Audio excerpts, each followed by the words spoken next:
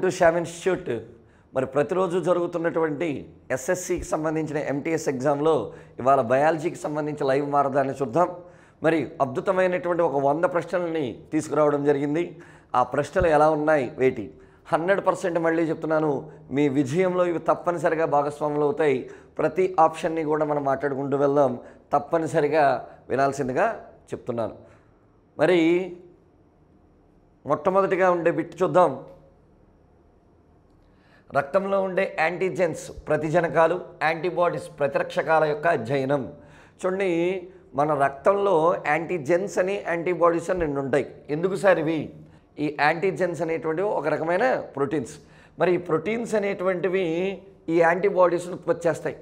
అయితే ఇవన్నీ ఎక్కడ ఉంటాయి సార్? రక్తంలో ఉంటాయి.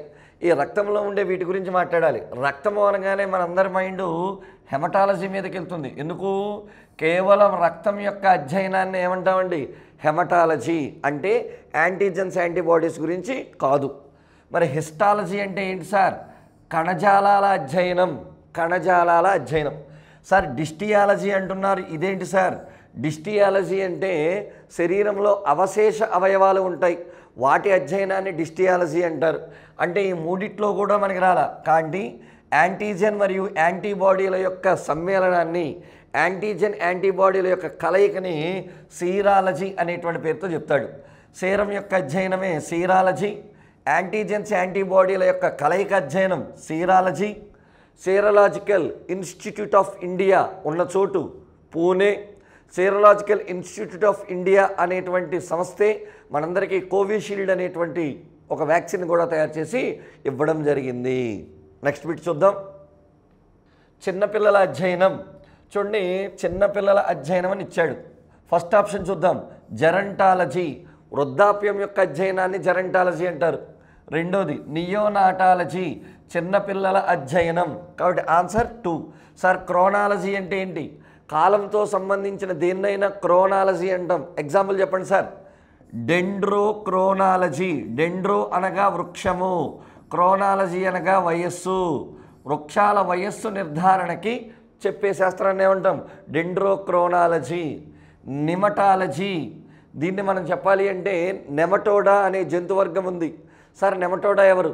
2 రకాల జంతువులు ఉంటాయి.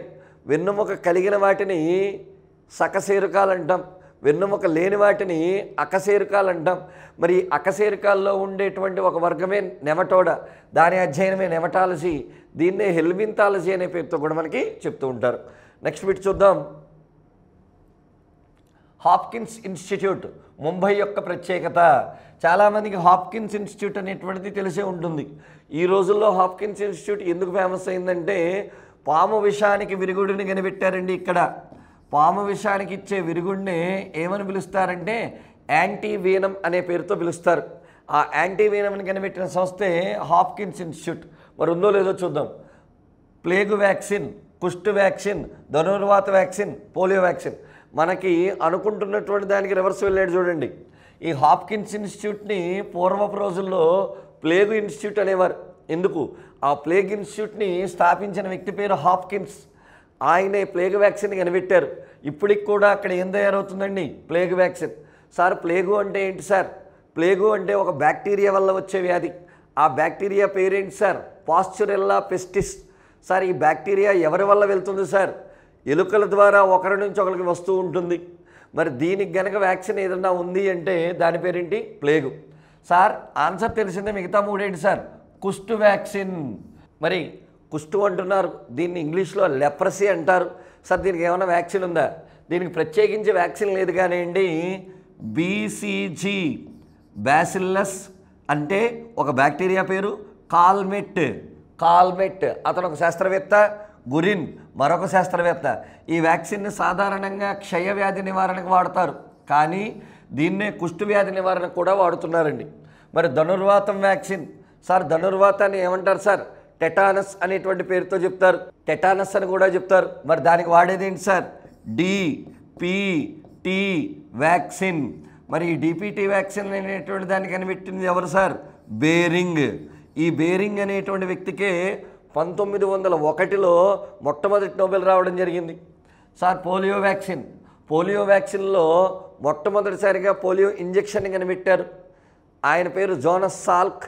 తర్వాత పోలియో చుక్కలు వేయడం మొదలుపెట్టారు, దాన్ని కనిపెట్టింది ఆల్బర్ట్ సాబిన్. నెక్స్ట్ చూద్దాం. పక్షుల అధ్యయనం చూడండి, హెర్పటాలజీ అంటున్నాడు. సరీసృపాల అధ్యయనం, నేల మీద పాకే జంతువులని సరీసృపాలు అంటారు, వాటి అధ్యయనం హెర్పటాలజీ. ఓఫియాలజీ పాముల అధ్యయనం, సరీసృపాల్లోనే పాములు ఉంటాయి, పాములు ఓఫియాలజీ అంటారు. ఆర్నిథాలజీ పక్షుల అధ్యయనం. కాబట్టి ఆన్సర్ 3. సార్ ఆర్నిథాలజీ అనే పేరు ఎందుకు వచ్చింది సార్? పక్షులు తేలికగా ఉండి గాలిలో ఎగురుతాయి, అందుకే వాటి ఎముకలలో గాలి ఉంటుంది. గాలితో నిండిన ఎముకల్ని ఆర్నితో అనే పేరుతో పిలుస్తారు, అందుకే దీన్ని ఏమన్నారు? ఆర్నిథాలజీ. సారాలజీ గోడ మీద పాకే బల్లుల యొక్క అధ్యయనాన్ని సారాలజీ అనే పేరుతో పిలుస్తారు. నెక్స్ట్ చూద్దాం. సరికాని జతను గుర్తించము. ఇక్కడ కొన్ని ఇచ్చి అందులో సరికానిది అన్నాడు. దయచేసి విద్యార్థులకు చెప్పేది, ఎగ్జామ్ అంటే ప్రతి ఒక్కరికి కంగారు ఉంటుంది. ఆ కంగారులో సరికాని అన్నాడా సరి అయినా అన్నాడా చూసుకోవాలి. కాబట్టి ప్రశ్నను చదవడమే మన మొదటి దశ. కాబట్టి మొదటి దశలో సరికాని అని అడిగాడు. చేపలు పిసికల్చర్, చేపల యొక్క పెంపకాన్ని పిసికల్చరే అంటారు, కాబట్టి కరెక్టే. పుష్పాల యొక్క పెంపకాన్ని ఫ్లోరికల్చర్ అంటాడు. పట్టు యొక్క పెంపకాన్ని సెరికల్చర్ అంటాడు. కూరగాయల యొక్క పెంపకాన్ని విటికల్చర్ అనరు. కూరగాయల పెంపకాన్ని ఏమంటారు సార్? ఆర్బోరికల్చర్ అనేటువంటి పేరుతో పిలుస్తారు, ఆర్బోరి. మరి విటికల్చర్ అంటే ఏంటి సార్? ద్రాక్ష యొక్క పెంపకాన్ని విటికల్చర్ అనే పేరుతో చెప్తాడు. ఇలా మరి కల్చర్స్ అనేటువంటివి చాలా ఇంపార్టెంట్, చూసుకోవాలి. నెక్స్ట్ చూద్దాం. కొలంబో లివియా అనున్నది ఏ జీవి యొక్క శాస్త్రీయనామం? శాస్త్రీయనామాన్ని కనిపెట్టినటువంటి వ్యక్తి లిన్నియస్. శాస్త్రీయనామంలో ఎప్పుడూ కూడా మనకి 2 పదాలు ఉంటాయి. మొదటి పదాన్ని ప్రజాతి అంటాం, రెండవ దాన్ని జాతి అంటాం. ప్రజాతి ఎప్పుడులో మొదటి పదం క్యాపిటల్ లెటర్తో ఉండాలి, జాతి ఎప్పుడు కూడా రెండో పదం స్మాల్ లెటర్తో ఉండాలి. మరి ఇప్పుడు ఈ కొలంబో లివియా అనేటువంటిది దేనిదని అడుగుతున్నాడు. ఆన్సర్ పావురం. పావురం యొక్క శాస్త్రీయనామం కొలంబో లివియా. కాకి యొక్క శాస్త్రీయనామం కార్వస్ స్ప్లెండెన్స్. నెమలి యొక్క శాస్త్రీయనామం, నెమలి గురించి అందరికీ తెలుసు, భారతదేశపు జాతీయ పక్షి పావో క్రిస్టేటస్. పులి మన భారతదేశపు జంతువు పాంతేరా టైగ్రిస్ అనేటువంటి పేరుతో చెప్పుకోవచ్చు. ప్రస్తుతానికి ఆన్సర్ పావురం. నెక్స్ట్ చూద్దాం. పుట్టగొడుగులు ఏ రాజ్యానికి చెందినవి? అందరికీ పుట్టగొడుగులు అనేటువంటివి ఈ మధ్యకాలంలో బాగా పరిచయమైనటువంటి విషయం. ఎందుకు ఆహారంలో వినియోగిస్తున్నావు, అవి ఏ రాజ్యానికి? అసలు రాజ్యాలు ఏంటి సార్? విట్టేకర్ అనేటువంటి ఒక శాస్త్రవేత్త ఉన్నాడండి. అతను మొత్తం జీవులన్నింటినీ, జంతువులు మొక్కలు సూక్ష్మజీవులు అనే తేడా లేకుండా మొత్తం జీవులన్నింటినీ 5 రాజ్యాలుగా వర్గీకరించాడు. మొదటి రాజ్యం పేరు మొనీరా, రెండో రాజ్యం పేరు ప్రొటిస్టా, మూడో రాజ్యం పేరు ఫంగై, 4వ రాజ్యం పేరు ప్లాంటే, 5వ రాజ్యం పేరు యానిమేలియా. మొత్తం 5 రాజ్యాలు చేశాడు. ఈ 5 రాజ్యాల్లో ఎందులోకి వస్తుందో చూద్దాం. మొదటి రాజ్యం పేరు మొనీరాలోకి పుట్టగొడుగులు రావు. సార్ మొనీరాలోకి ఎవరు వస్తారు? మొనీరాల్లోకి ఏకకణ జీవులు వస్తాయి. అంటే తమ శరీరంలో ఒకటే కణం ఉండాలి, పైగా వీటికి కేంద్రకం ఉండకూడదు. కేంద్రకం లేని వాటిని కేంద్రక పూర్వజీవులు అంటాం. ఏకకణ కేంద్రక పూర్వజీవులన్నీ మొనీరాలోకి వస్తాయి. ఉదాహరణ చెప్పండి సార్, బ్యాక్టీరియా. మరి రెండవది ఫంగై. చూడనా, మొదటి రాజ్యం మొనీరా, రెండో రాజ్యం ప్రొటిస్టా, మూడో రాజ్యం ఫంగై. ఫంగైలోకి పుట్టగొడుగులు వస్తాయి. కాబట్టి పుట్టగొడుగుల రాజ్యం ఏంటి? ఫంగై. కాబట్టి దాని గురించి పక్కన పెట్టి మూడోది చూద్దాం. ప్రొటిస్టా అంటే ఏంటి సార్? ఇందులో కూడా ఏకకణ జీవులే ఉండాలి, కానీ ఇందులో మాత్రం 100% మనకి కేంద్రకం ఉండాలి. కేంద్రకం ఉన్న ఏకకణ జీవులన్నింటినీ ఇందులో ఉంచాడు, ప్రొటిస్టా. సార్ మరి ప్లాంటే అంటే ఏంటి? మొక్కలన్నీ ఉంటాయి. యానిమేలియాలో జంతువులన్నీ కూడా ఉంటాయి. నెక్స్ట్ చూద్దాం. శిలీంధ్రాలు కనుక బెరడు మీద పెరిగితే వాటిని పిలిచే పేరు. చూడండి, క్లియర్గా మనం ఎప్పుడైనా సరే మాట్లాడేటప్పుడు మళ్ళీ చెప్తున్నాను, పదం కరెక్ట్గా వినాలి. ఇక్కడ ఏమన్నాడండి? బెరడు. ఏదైనా మొక్క మీద ఉండే, మొక్క కాండం మీద ఉండేటువంటి పలుచని పొరనే బెరడు అంటాం. అంటే బతికున్న చెట్టు మీద ఉండేటువంటి దాని మీద ఉండేదాన్ని బెరడు అంటాం. మరి దానికి సంబంధించి చూద్దాం. చూడండి, జైలోఫిలస్ చెక్క మీద పెరుగుతుంది. చనిపోయిన కాండం గనక భూమి మీద పడి ఉన్నా దాన్ని మనం ఏదైనా వస్తువుగా వాడుకున్నా వాటి మీద పెరిగితే దాన్ని జైలోఫిలస్ అనాలి. చెక్క మీద పెరిగితే జైలోఫిలస్. సాక్సికోలస్ అంటే రాతి మీద పెరిగితే, రాయి మీద పెరిగితే సాక్సికోలస్ అనాలి. కోప్రోఫిలస్ పశువుల యొక్క వ్యర్థాల మీద కనుక పెరిగితే, జంతువుల యొక్క వ్యర్థాల మీద పెరిగితే కోప్రోఫిలస్ అంటారు. అంటే ఈ మూడు కాదు కాబట్టి ఆన్సర్ ఏంటండి? కార్టికోలస్. బెరడు మీద పెరిగితే ఏమని పిలుస్తారు? కార్టికోలస్ అని పిలుస్తారు. నెక్స్ట్ చూద్దాం. లైకెన్ అను జీవి ఏ జీవుల సహజీవనం వలన ఏర్పడింది? చూద్దాం. అసలు లైకెన్ అంటే ఏంటి సార్? చూడనా, మొక్కలలో శైవలం అనేటువంటి ఒక మొక్క ఉంది. అదే మొక్కల్లో శిలీంధ్రం అనే మొక్క ఉంది. ఇప్పుడు విషయం ఏంటంటే ఇవి రెండూ కూడా ఒకదాని సహాయం లేకుండా ఒకటి బతకలేవు. అదేంటి సార్ అలా ఎలా? శైవలమేమో ఆహారాన్ని తయారు చేసుకోగలదు కానీ రక్షణ ఇవ్వలేదు. శిలీంధ్రమేమో ఆహారాన్ని తయారు చేసుకోలేదు, అలాంటప్పుడు రక్షణ ఇవ్వగలదు. చూడండి, శైవలమేమో ఆహారం తయారు చేసి ఇస్తుందంట, శిలీంధ్రమేమో రక్షణ ఇస్తుందంట. ఇవి రెండు కలిసి బతికితే దాన్ని సహజీవనం అంటాం. అలాంటి సహజీవనాన్ని మనం ఏమని పిలవాలి? లైకెన్. ఇచ్చే దాంట్లో ఉందేమో చూద్దాం. శిలీంధ్రము మరియు ఫెర్న్ ఎప్పుడు కలిసి బతకవు. శైవలము మరియు బ్రయోఫైటా కలిసి బతకవు. బ్యాక్టీరియా మరియు వైరస్ కలిసి బతకవు. ఆన్సర్ శైవలం మరియు శిలీంధ్రం. వీటినే లైకెన్స్ అంటాం. సార్ లైకెన్స్ గురించి ఏమైనా చెప్పగలమా? లైకెన్స్ యొక్క అధ్యయనాన్ని లైకెనాలజీ అంటారు. నెంబర్ 1. నెంబర్ 2, లైకెన్స్ని ఎలా వాడుకోవచ్చు సార్? ఎక్కడైతే కాలుష్యం ఉంటుందో అక్కడ లైకెన్స్ ఉండవు. అంటే వీటిని పొల్యూషన్ ఇండికేటర్స్గా చెప్తారు. అంటే ఎక్కడ కాలుష్యం ఉంటే అక్కడ ఉండవు. కాబట్టి క్వశ్చన్ ఏం అడగచ్చు? పొల్యూషన్ ఇండికేటర్గా ఏ జీవులను వాడతారు? లైకెన్. లైకెన్లో ఉండే జీవుల సంఖ్య 2. ఆహారం తయారు చేసేది శైవలం, రక్షణ ఇచ్చేది శిలీంధ్రం. నెక్స్ట్ చూద్దాం. పుష్పించలేని మొక్కలని పిలిచే పేరు? సార్ అసలు మొక్కలు పుష్పాలు ఏంటి సార్ ఇవంతా? చూద్దాం. మరి లెన్నియస్ అనే మహానుభావుడు ఒక ఆయన ఉన్నాడండి. ఈయన పుష్పాల ఆధారంగా 2 రకాలుగా విభజించాడు మొత్తం మొక్కల్ని. పుష్పాల ఆధారంగా 2 రకాలంట. 1 పుష్పించలేనివి, పుష్పాలు లేనివి. 2 పుష్పించగలిగినవి. ఈ పుష్పాలు లేని వాటిని క్రిప్టోగ్యామ్స్ అనేటువంటి పేరుతో పిలుస్తాడు. క్రిప్టోగ్యామ్స్. పుష్పాలు ఉన్న వాటిని ఫెనిరోగ్యామ్స్ అనే పేరుతో పిలుస్తాడు. అంటే పుష్పించలేని మొక్కల పేరేంటి? క్రిప్టోగ్యామ్స్. ఫెనిరోగ్యామ్స్, క్రిప్టోగ్యామ్స్. ఆన్సర్ వచ్చేసింది. సార్ మిగతా ఏంటి సార్? ఫెనిరోగ్యామ్స్. పుష్పాలు కలిగిన మొక్కల్ని ఏమంటాం? ఫెనిరోగ్యామ్స్. మరి ఈ క్రిప్టోగ్యామ్స్ 3 రకాలు. ఏంటి సార్? క్రిప్టోగ్యామ్స్లో మొట్టమొదటిగా వచ్చేది థాలోఫైటా, తర్వాత వచ్చేది బ్రయోఫైటా, తర్వాత వచ్చేది టెరిడోఫైటా. అంటే థాలోఫైటా కానీ, బ్రయోఫైటా కానీ, టెరిడోఫైటా కానీ పుష్పించలేని మొక్కల్లో 3 రకాలుగా వస్తాయి. నెక్స్ట్ చూద్దాం. 11 చిల్గోజా అను దానిని దేని నుంచి సేకరిస్తారు? అసలు చిల్గోజా అంటే ఏంటి సార్?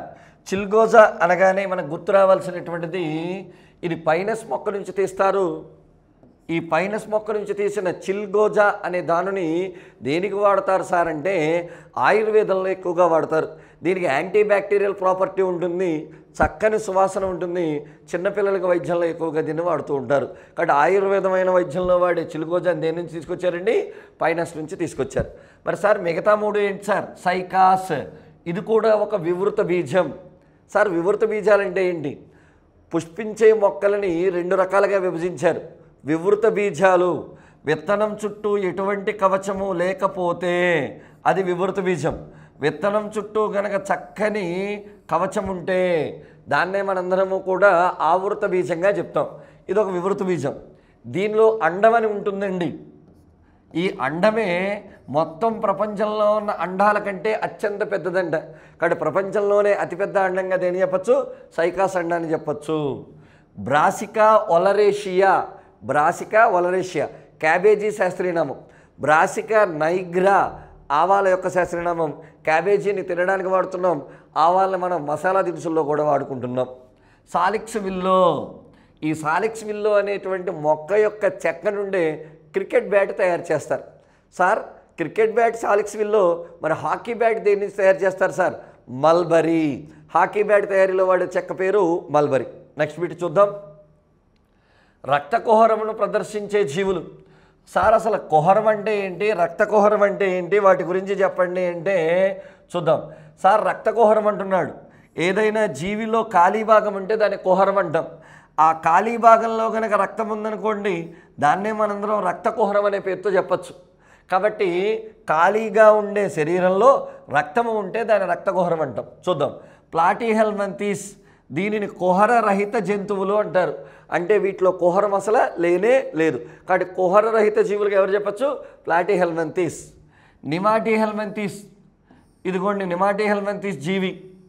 ఖాళీ ఉంది కానీ ద్రవం ఉంటుంది, అంటే ఖాళీ నిజమైనది కాదు, అందుకే దాన్ని మిథ్యా శరీర కుహర జీవి అంటారు. అనెలిడా, నిజమైన శరీర కుహరం కలిగిన జీవి. ఆర్థోపడా, ఆన్సర్ ఆర్థోపడానేనండి. దీని శరీరం అంతా కూడా రక్తం ప్రవహిస్తూ ఉంటుంది, అందుకే దాన్ని స్వేచ్ఛా రక్త ప్రసరణ జీవి అని రక్త కుహరం కలిగిన జీవులు అంటారు. చూడండి, కుహర రహిత జీవి, మిథ్యా శరీర కుహర జీవి, నిజమైన శరీర కుహర జీవి, రక్త కుహరం కలిగిన జీవులు. అంటే కుహరానికి సంబంధించి 4. అంటే ఇంక మీదట మనకి కుహరం గురించి ఏదైనా బిట్ వస్తే ఈ 4 నుంచే అడగాలి. ద మోస్ట్ ఇంపార్టెంట్, ఇవన్నీ గతంలో వచ్చిన బిట్స్ అన్నింటినీ సేకరించి ఆ సేకరించిన వాటిలో ఉన్న ఫైనెస్ట్ వాటిని 4 ఆప్షన్స్ కింద చేయడం జరిగింది. ఇది ప్రశ్నగానే కాదు, ఆ 4 ఆప్షన్స్ కూడా మనకి ప్రశ్నలుగా మారుతున్నాయి. కాబట్టి తప్పనిసరిగా ఈ అవకాశాన్ని వినియోగించుకోండి. ఎందుకంటే ఎస్ఎస్సి లాంటి స్టాండర్డ్ ఎగ్జామ్స్లో చాలా బిట్లు రిపీట్ అవ్వడం మనం చూస్తున్నాం, అలాగే 4 ఆప్షన్స్ నుంచి కవర్ అవ్వడం చూస్తున్నాం. కాబట్టి కాస్త ప్రతి క్వశ్చన్ పేపర్ని కూడా, ప్రతి బిట్ని కూడా మీ ఆయుధంగా మలుచుకోండి. నెక్స్ట్ చూద్దాం. ఈ క్రింది క్షీరదాలలో ఎగురగలిగినది ఎవరు? చూడండి, నీలి తిమింగలం అనగానే అందరికీ తెలుసు బ్లూ వేల్. ఇది ప్రపంచంలోనే అతిపెద్ద జంతువు. ఇది నీటిలో ఉంటుంది, క్షీరదమే కానీ నీటిలో ఉంటుంది, ఎగురలేదు. గబ్బిలము పక్షిలా కనబడుతుంది కానీ ఇది మాత్రం క్షీరదం, తన పిల్లలకు పాలిచ్చే పెంచుకుంటుంది. కాబట్టి ఎగరగలిగే క్షీరదంగా దేని పేరు చెప్పచ్చు? గబ్బిలం. ఆన్సర్ గబ్బిలం వచ్చేసింది. గబ్బిలం గురించి ఏమన్నా మాట్లాడచ్చా సార్? గబ్బిలానికి కళ్ళు ఉండవు. గబ్బిలం అంధజీవి. తన నోటితో శబ్దాలను ఉత్పత్తి చేసి దారిలో ఎవరైనా వస్తుంటే వాళ్ళకి ఆ శబ్దాలు తగిలి అవి మళ్ళీ తన చెవికి వస్తాయి. అప్పుడు తన రూట్ మార్చుకుని వెళ్ళిపోతుంది. కళ్ళు లేకుండా నోటి ద్వారా శబ్దాలు చేసి గమనాన్ని సాగించే జీవిగా గబ్బిలం పేరు చెప్పుకోవచ్చు. అలాగే గబ్బిలము మ్యాక్సిమం గుహల్లో ఉంటుంది. ఈ గుహల్లో చీకట్లో ఉండడం వల్ల అనేక భయంకరమైన వైరస్లు దీని నుంచి పుట్టడం జరిగింది. మనం చెప్పుకుంటున్నటువంటి జీకా వైరస్, మనం చెప్పుకుంటున్న ఎబోలా వైరస్, మనం చెప్పుకుంటున్న నేఫా వైరస్, మనం చెప్పుకుంటున్న ర్యాబిస్ వైరస్, ఇప్పుడు నేను చెప్పిన అన్ని వైరస్లు దాని నుంచే పుట్టాయి. కొత్తగా కరోనా అనేది కూడా అందులో నుంచే పుట్టి ఇతర జంతువుల్లోకి వచ్చిందని ఒక వాదన కూడా తెర మీదకి వచ్చింది. కాబట్టి చాలా దుర్మార్గమైనటువంటి జీవి గబ్బిలం. కోడి, మరి ఈ కోడి అంటే మనందరికీ తెలుసు, ఆ కోడి ఎగరగలుగుతుందా ఎగరలేదంటే ఎగరలేని పక్షి. అడిగింది ఏంటండి? క్షీరదం. సార్ కోడి గురించి ప్రత్యేకించి ఏమైనా చెప్పగలమా సార్? కోడి అనేటువంటిది పగలు అనేటువంటి తిరుగుతుంది, రాత్రిపూట తను ఎక్కడుంటే అక్కడే ఉంటుంది. అంటే దండాలు లోపించిన జీవిగా కోడిని మనం చెప్పుకోవచ్చు. సార్ డ్రాకో అంటే ఏంటి? డ్రాకో అంటే బల్లి. ఎలాంటిది సార్? ఎగిరే బల్లి. కాబట్టి ఎగిరే బల్లిని ఏమంటారు? డ్రాకో. సార్ ఇంకా ఎగిరే జీవుల గురించి మనం ఏమన్నా స్పెషల్గా చూడొచ్చా సార్? ఎగిరే చేప ఎక్సోసీటస్. ద మోస్ట్ ఇంపార్టెంట్ గుర్తుంచుకోండి, ఎగిరే చేప ఎక్సోసీటస్. ఎగిరే కప్ప రాకోఫోరస్. ఎగిరే కప్పనే రాకోఫోరస్ అంటారండి. ఎగిరే బల్లి డ్రాకో. ఎగిరే బల్లి ఎవరండి? డ్రాకో. అత్యంత వేగంగా ఎగిరే పక్షి, సాధారణంగా అత్యంత వేగంగా ఎగిరే పక్షి అంటే అందరికీ తెలుసు స్విఫ్ట్. కానీ ఇక్కడ మీకు ఒక విషయం, కొత్తగా కరెంట్ అఫైర్స్లో కొంత మార్పులు జరిగి స్విఫ్ట్ అనే పక్షి స్థానంలో ఫాల్కన్ అనే పక్షిని ఉంచడం జరిగింది. కాబట్టి ఆ ఫాల్కన్ అనేటువంటిది అత్యంత వేగంగా ఎగిరే పక్షి. నెక్స్ట్ చూద్దాం. కణ సిద్ధాంతమును ప్రతిపాదించిన వ్యక్తులు ష్లీడన్ మరియు ష్వాన్. ఎస్, మొన్న గతంలో ఎలా అడిగాడు? ష్లీడన్ ఏ శాస్త్రవేత్త అని అడిగాడు. మొక్కల గురించి పరిశోధన చేసి వృక్ష కణాల గురించి సిద్ధాంతం చెప్పాడు. ష్వాన్ ఎవరు సార్? జంతు కణాల గురించి పరిశోధన చేసి జంతు కణ సిద్ధాంతాన్ని చెప్పాడు. ఇద్దరు కలిపి చెప్పారు. కాబట్టి కణ సిద్ధాంతం చెప్పిన వ్యక్తులు ష్లీడన్, ష్వాన్. సార్ రాబర్ట్ హుక్ ఎవరు? కణాన్ని కనుగొన్న వ్యక్తి. రాబర్ట్ సన్ ఎవరు? కణత్వచాన్ని కనుగొన్న వ్యక్తి. గాల్జీ సంక్లిష్టమును కనుగొన్న వ్యక్తి. బెండా మైటోకాండ్రియాకు పేరు పెట్టిన వ్యక్తి. పోర్టర్ అంతర్జీవ ద్రవ్యజాలాన్ని కనుగొని పేరు పెట్టిన వ్యక్తి. రాబర్ట్ బ్రౌన్ కేంద్రకమును కనుగొన్న వ్యక్తి. చూడండి, ఒక్క దాంట్లో 1 2 3 4 5 6 బిట్స్ వచ్చాయి. మీరు ఈ బిట్స్నన్నింటినీ కూడా చక్కగా నోట్ చేసుకుని వాటిని మళ్ళీ రీక్యాప్చర్ చేస్తే మోస్ట్ ఇంపార్టెంట్గా అవుతాయి. ఓకేనండి, నెక్స్ట్ చూద్దాం. శరీరంలోని కణాలు చనిపోవడం. ప్రతి కణానికి కూడా ఒక జీవితకాలం అనేది ఉంటుంది. ఆ జీవితకాలం తర్వాత చనిపోవాలి. చర్మం మీద ఉన్న కణం 3 రోజులకు చనిపోవాలి. ఇలా కణాలు చనిపోతుంది. దాన్ని ఏమంటున్నాడు? నెక్రోసిస్. కణాలు తమకు తాముగా చనిపోవడాన్ని నెక్రోసిస్ అంటారు. ఎలా సార్? ఇదిగో ఇది కణం, దీని జీవితకాలం 3 రోజులు. 3 రోజుల తర్వాత ఈ కణంలో లైసోసోమ్ అనే ఒక భాగం ఉంటుంది. 3 రోజుల తర్వాత ఇది పగిలిపోతుంది.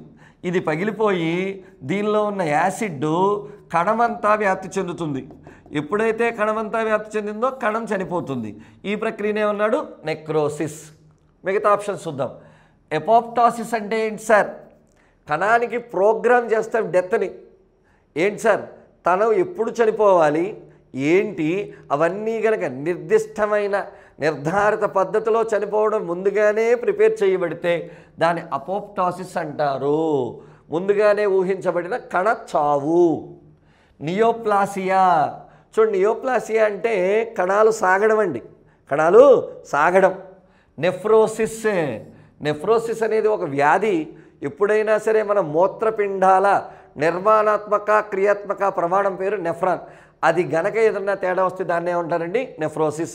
మూత్రపిండంలోని నెఫ్రాలు పోవడాన్ని నెఫ్రోసిస్ అనే పేరుతోటి చెప్తారు. నెక్స్ట్ బిట్ చూద్దాం. జంతు కణంలో లోపించినవి. కణత్వచం వృక్ష కణంలోనూ జంతు కణంలోనూ రెండిట్లోనూ ఉంటుంది. అంతర్జీవ ద్రవ్యజాలం వృక్ష కణంలోనూ జంతు కణంలోనూ రెండిట్లోనూ ఉంటుంది. కణకవచం వృక్ష కణాలకు మాత్రమే ఉంటుంది. అందుకే వృక్ష కణాలకి ఆకారం అనేది ఉంటుంది. జంతు కణాలకి కణకవచం ఉండదు. అందుకే ఆకారం అనేది నిర్దిష్టంగా ఉండదు. ఆన్సర్ కణకవచం. మైటోకాండ్రియా జంతు కణంలోనూ ఉంటుంది, వృక్ష కణంలోనూ ఉంటుంది. కణత్వచం ఏం చేస్తుంది సార్? పదార్థాల రవాణా చేస్తుంది, దాన్ని ద్రవాభిసరణ అంటారు. అంతర్జీవ ద్రవ్యజాలం ఏం చేస్తుంది సార్? అంతర్జీవ ద్రవ్యజాలం పదార్థాలను రవాణా చేస్తుంది. అంతర్జీవ ద్రవ్యజాలాన్నే మనం నెట్వర్క్ అంటాం. దీన్నే సైటోస్కెలిటన్ కణ అస్థిపంజరం అంటారు. కణ కవచం కణ గోడ అంటారు. మైటోకాండ్రియా శ్వాసక్రియ జరుపుతుంది. శ్వాసక్రియ జరిపి మన శరీరానికి కావాల్సిన మొత్తం శక్తిని ఇదే ఇస్తుంది. దీన్నే మైటోకాండ్రియా అంటారు. అందుకే మైటోకాండ్రియాని power house of the cell అనే పేరుతో కూడా చెప్తారు. కణ కొలిమి అనే పేరుతో కూడా పిలుస్తారు. నెక్స్ట్ చూద్దాం. క్రోమోజోములలో లేని పదార్థం ఆర్ఎన్ఏ మరియు కొవ్వు, డిఎన్ఏ మరియు ఆర్ఎన్ఏ, డిఎన్ఏ మరియు ప్రోటీన్, ఆర్ఎన్ఏ మరియు ప్రోటీన్. క్రోమోజోములు అంటే ఇలా ఉంటాయి. అవి దేంతో తయారవుతున్నాయి అంటున్నాడు? డిఎన్ఏ మరియు ప్రోటీన్. ఆ ప్రోటీన్స్ని హిస్టోన్ అనే పేరుతో చెప్తారండి. కాబట్టి క్రోమోజోముల్లోని పదార్థం అది. నెక్స్ట్ చూద్దాం. Atom bomb of the cell అని పిలువబడేది. మైటోకాండ్రియా పేరు power house of the cell, శక్తినిస్తుంది కాబట్టి. Lysosome atom bomb of the cell, ఇందాక చెప్పినట్టే కణాన్ని తనకు తాను చనిపోయేటట్టు చేస్తుంది. అందుకే దాన్ని atom bomb of the cell అంటాం. ఆన్సర్ ఇదే. హరిత రేణువు కిరణజన్య సంయుక్తకి ఉపయోగపడుతుంది కాబట్టి kitchen house of the cell అంటారు. Kitchen house of the cell. Golgi సంక్లిష్టం పదార్థాలని వెళ్ళడంలో ట్రాఫిక్ని పాటిస్తుంది. అందుకే దీన్ని traffic police of the cell అంటారు. గాల్జీ సంక్లిష్టాన్ని traffic police of the cell. Next చూద్దాం. వైరస్లలోని కేంద్రకామ్లమును పిలిచే పేరు. మరి ఈ వైరస్లో ఉండే కేంద్రకామ్లాన్ని ఏమని పిలుస్తున్నారు అనేటువంటి పేరుతో చెప్తున్నాడు. జాగ్రత్తగా చూడండి. ఇక్కడ వైరస్లో ఉండే కేంద్రకామ్లాన్ని ఏమని పిలుస్తారు సార్? క్యాప్సోమియర్ అంటే ఏంటి సార్? మనం వైరస్ కనుక తీసుకుంటే వైరస్ చుట్టూ తొడుగు ఉంటుంది. ఆ వైరస్ తొడుగునే మనందరము కూడా ఏమని పిలుస్తామండి? క్యాప్సోమియర్ అనేటువంటి పేరుతో పిలుస్తాం. న్యూక్లియాయిడ్ అంటే ఏంటి సార్? ఇందులో ఉండే జెనెటిక్ మెటీరియల్ని న్యూక్లియాయిడ్ అంటారు. అంటే కేంద్రకామ్లం ఏమని పిలుస్తారు? న్యూక్లియాయిడ్. అంటే అందులో డిఎన్ఏ ఉండొచ్చు, ఆర్ఎన్ఏ ఉండొచ్చు. మనలో ఉండే క్రోమోజోము అందులో ఉండే న్యూక్లియాయిడ్ ఒకటేనండి. దాన్నే మనందరము కూడా న్యూక్లియాయిడ్ అంటాం. ఆన్సర్ ఏంటి?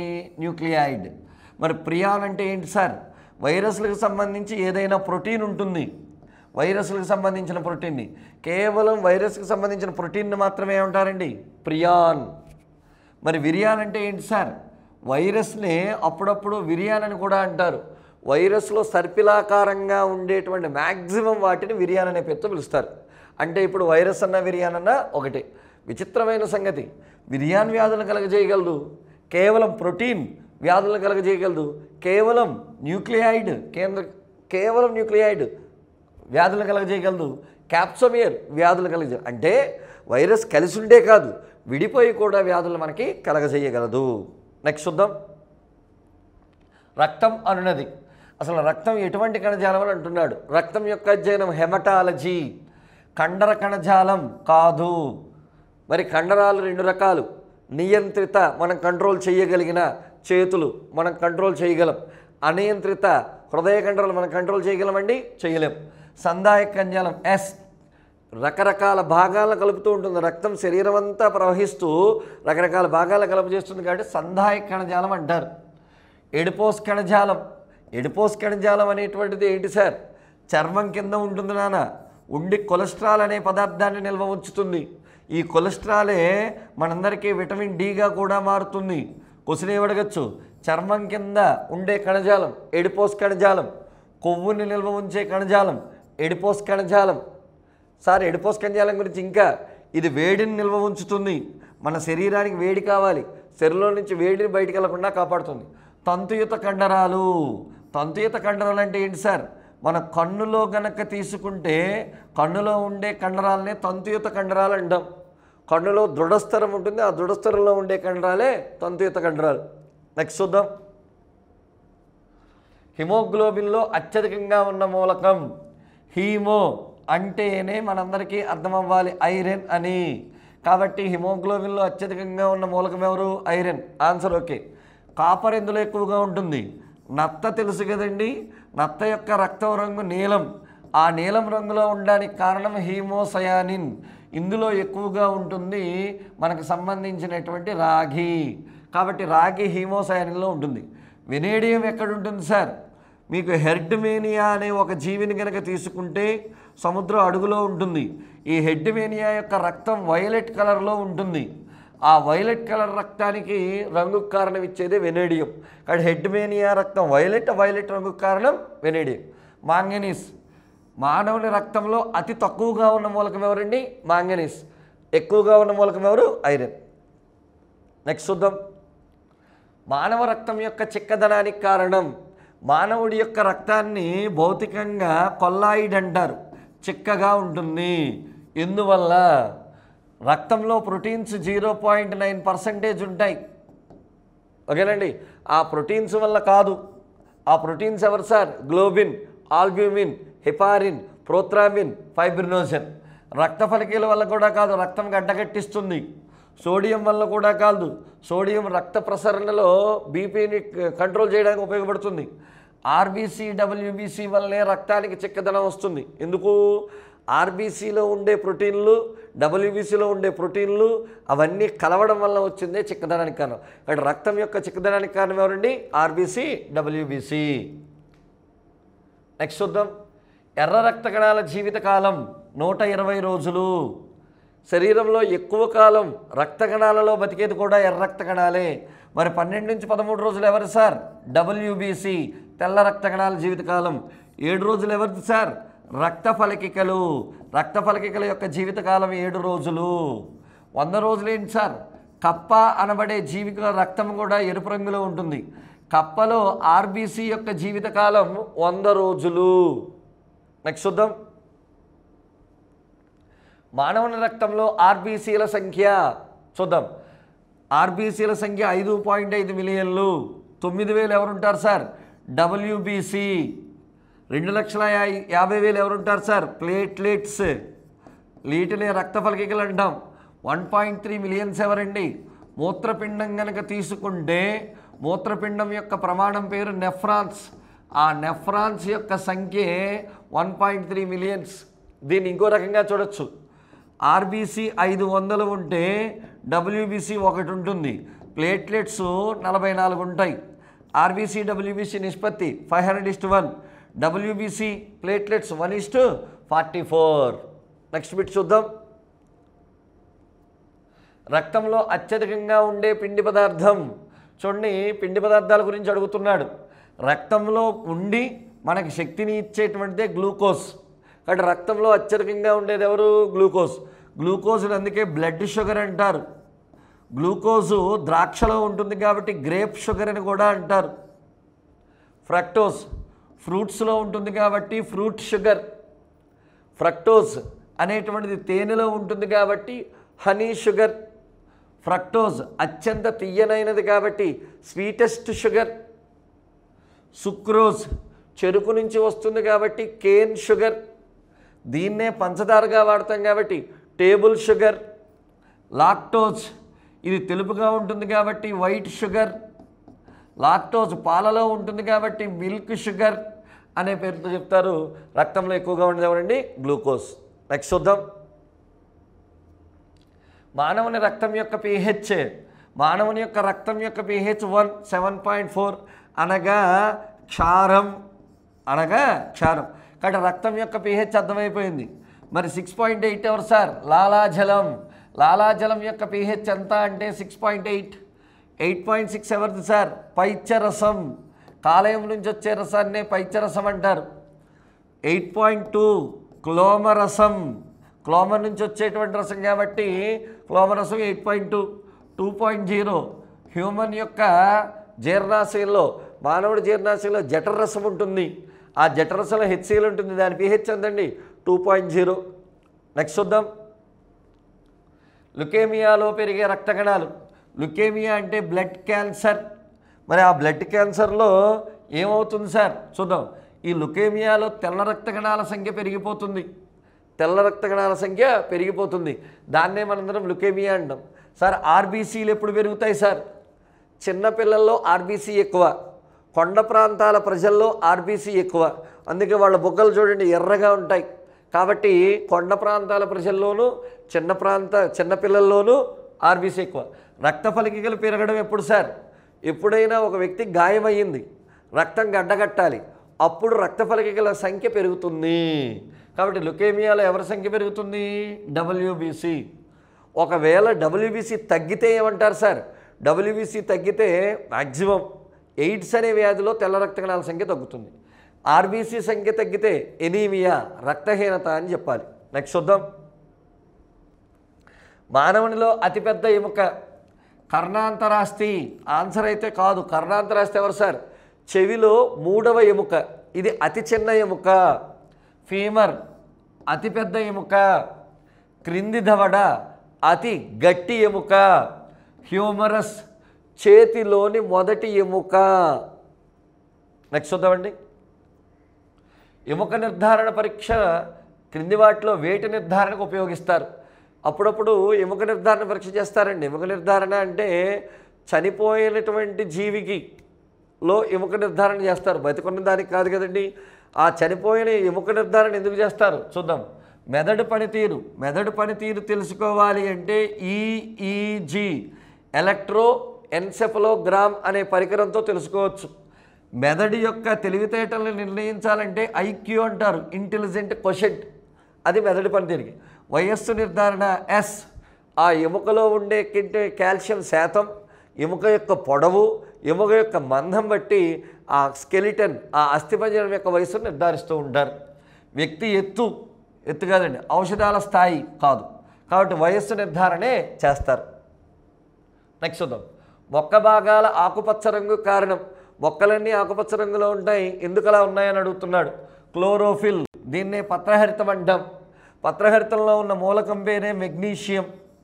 ఓకేనండి. కాబట్టి మొక్కలు ఎందుకు ఆకుపచ్చ రంగులో ఉన్నాయంటే క్లోరోఫిల్. క్లోరోఫిల్ ఎక్కడ ఉంటుంది?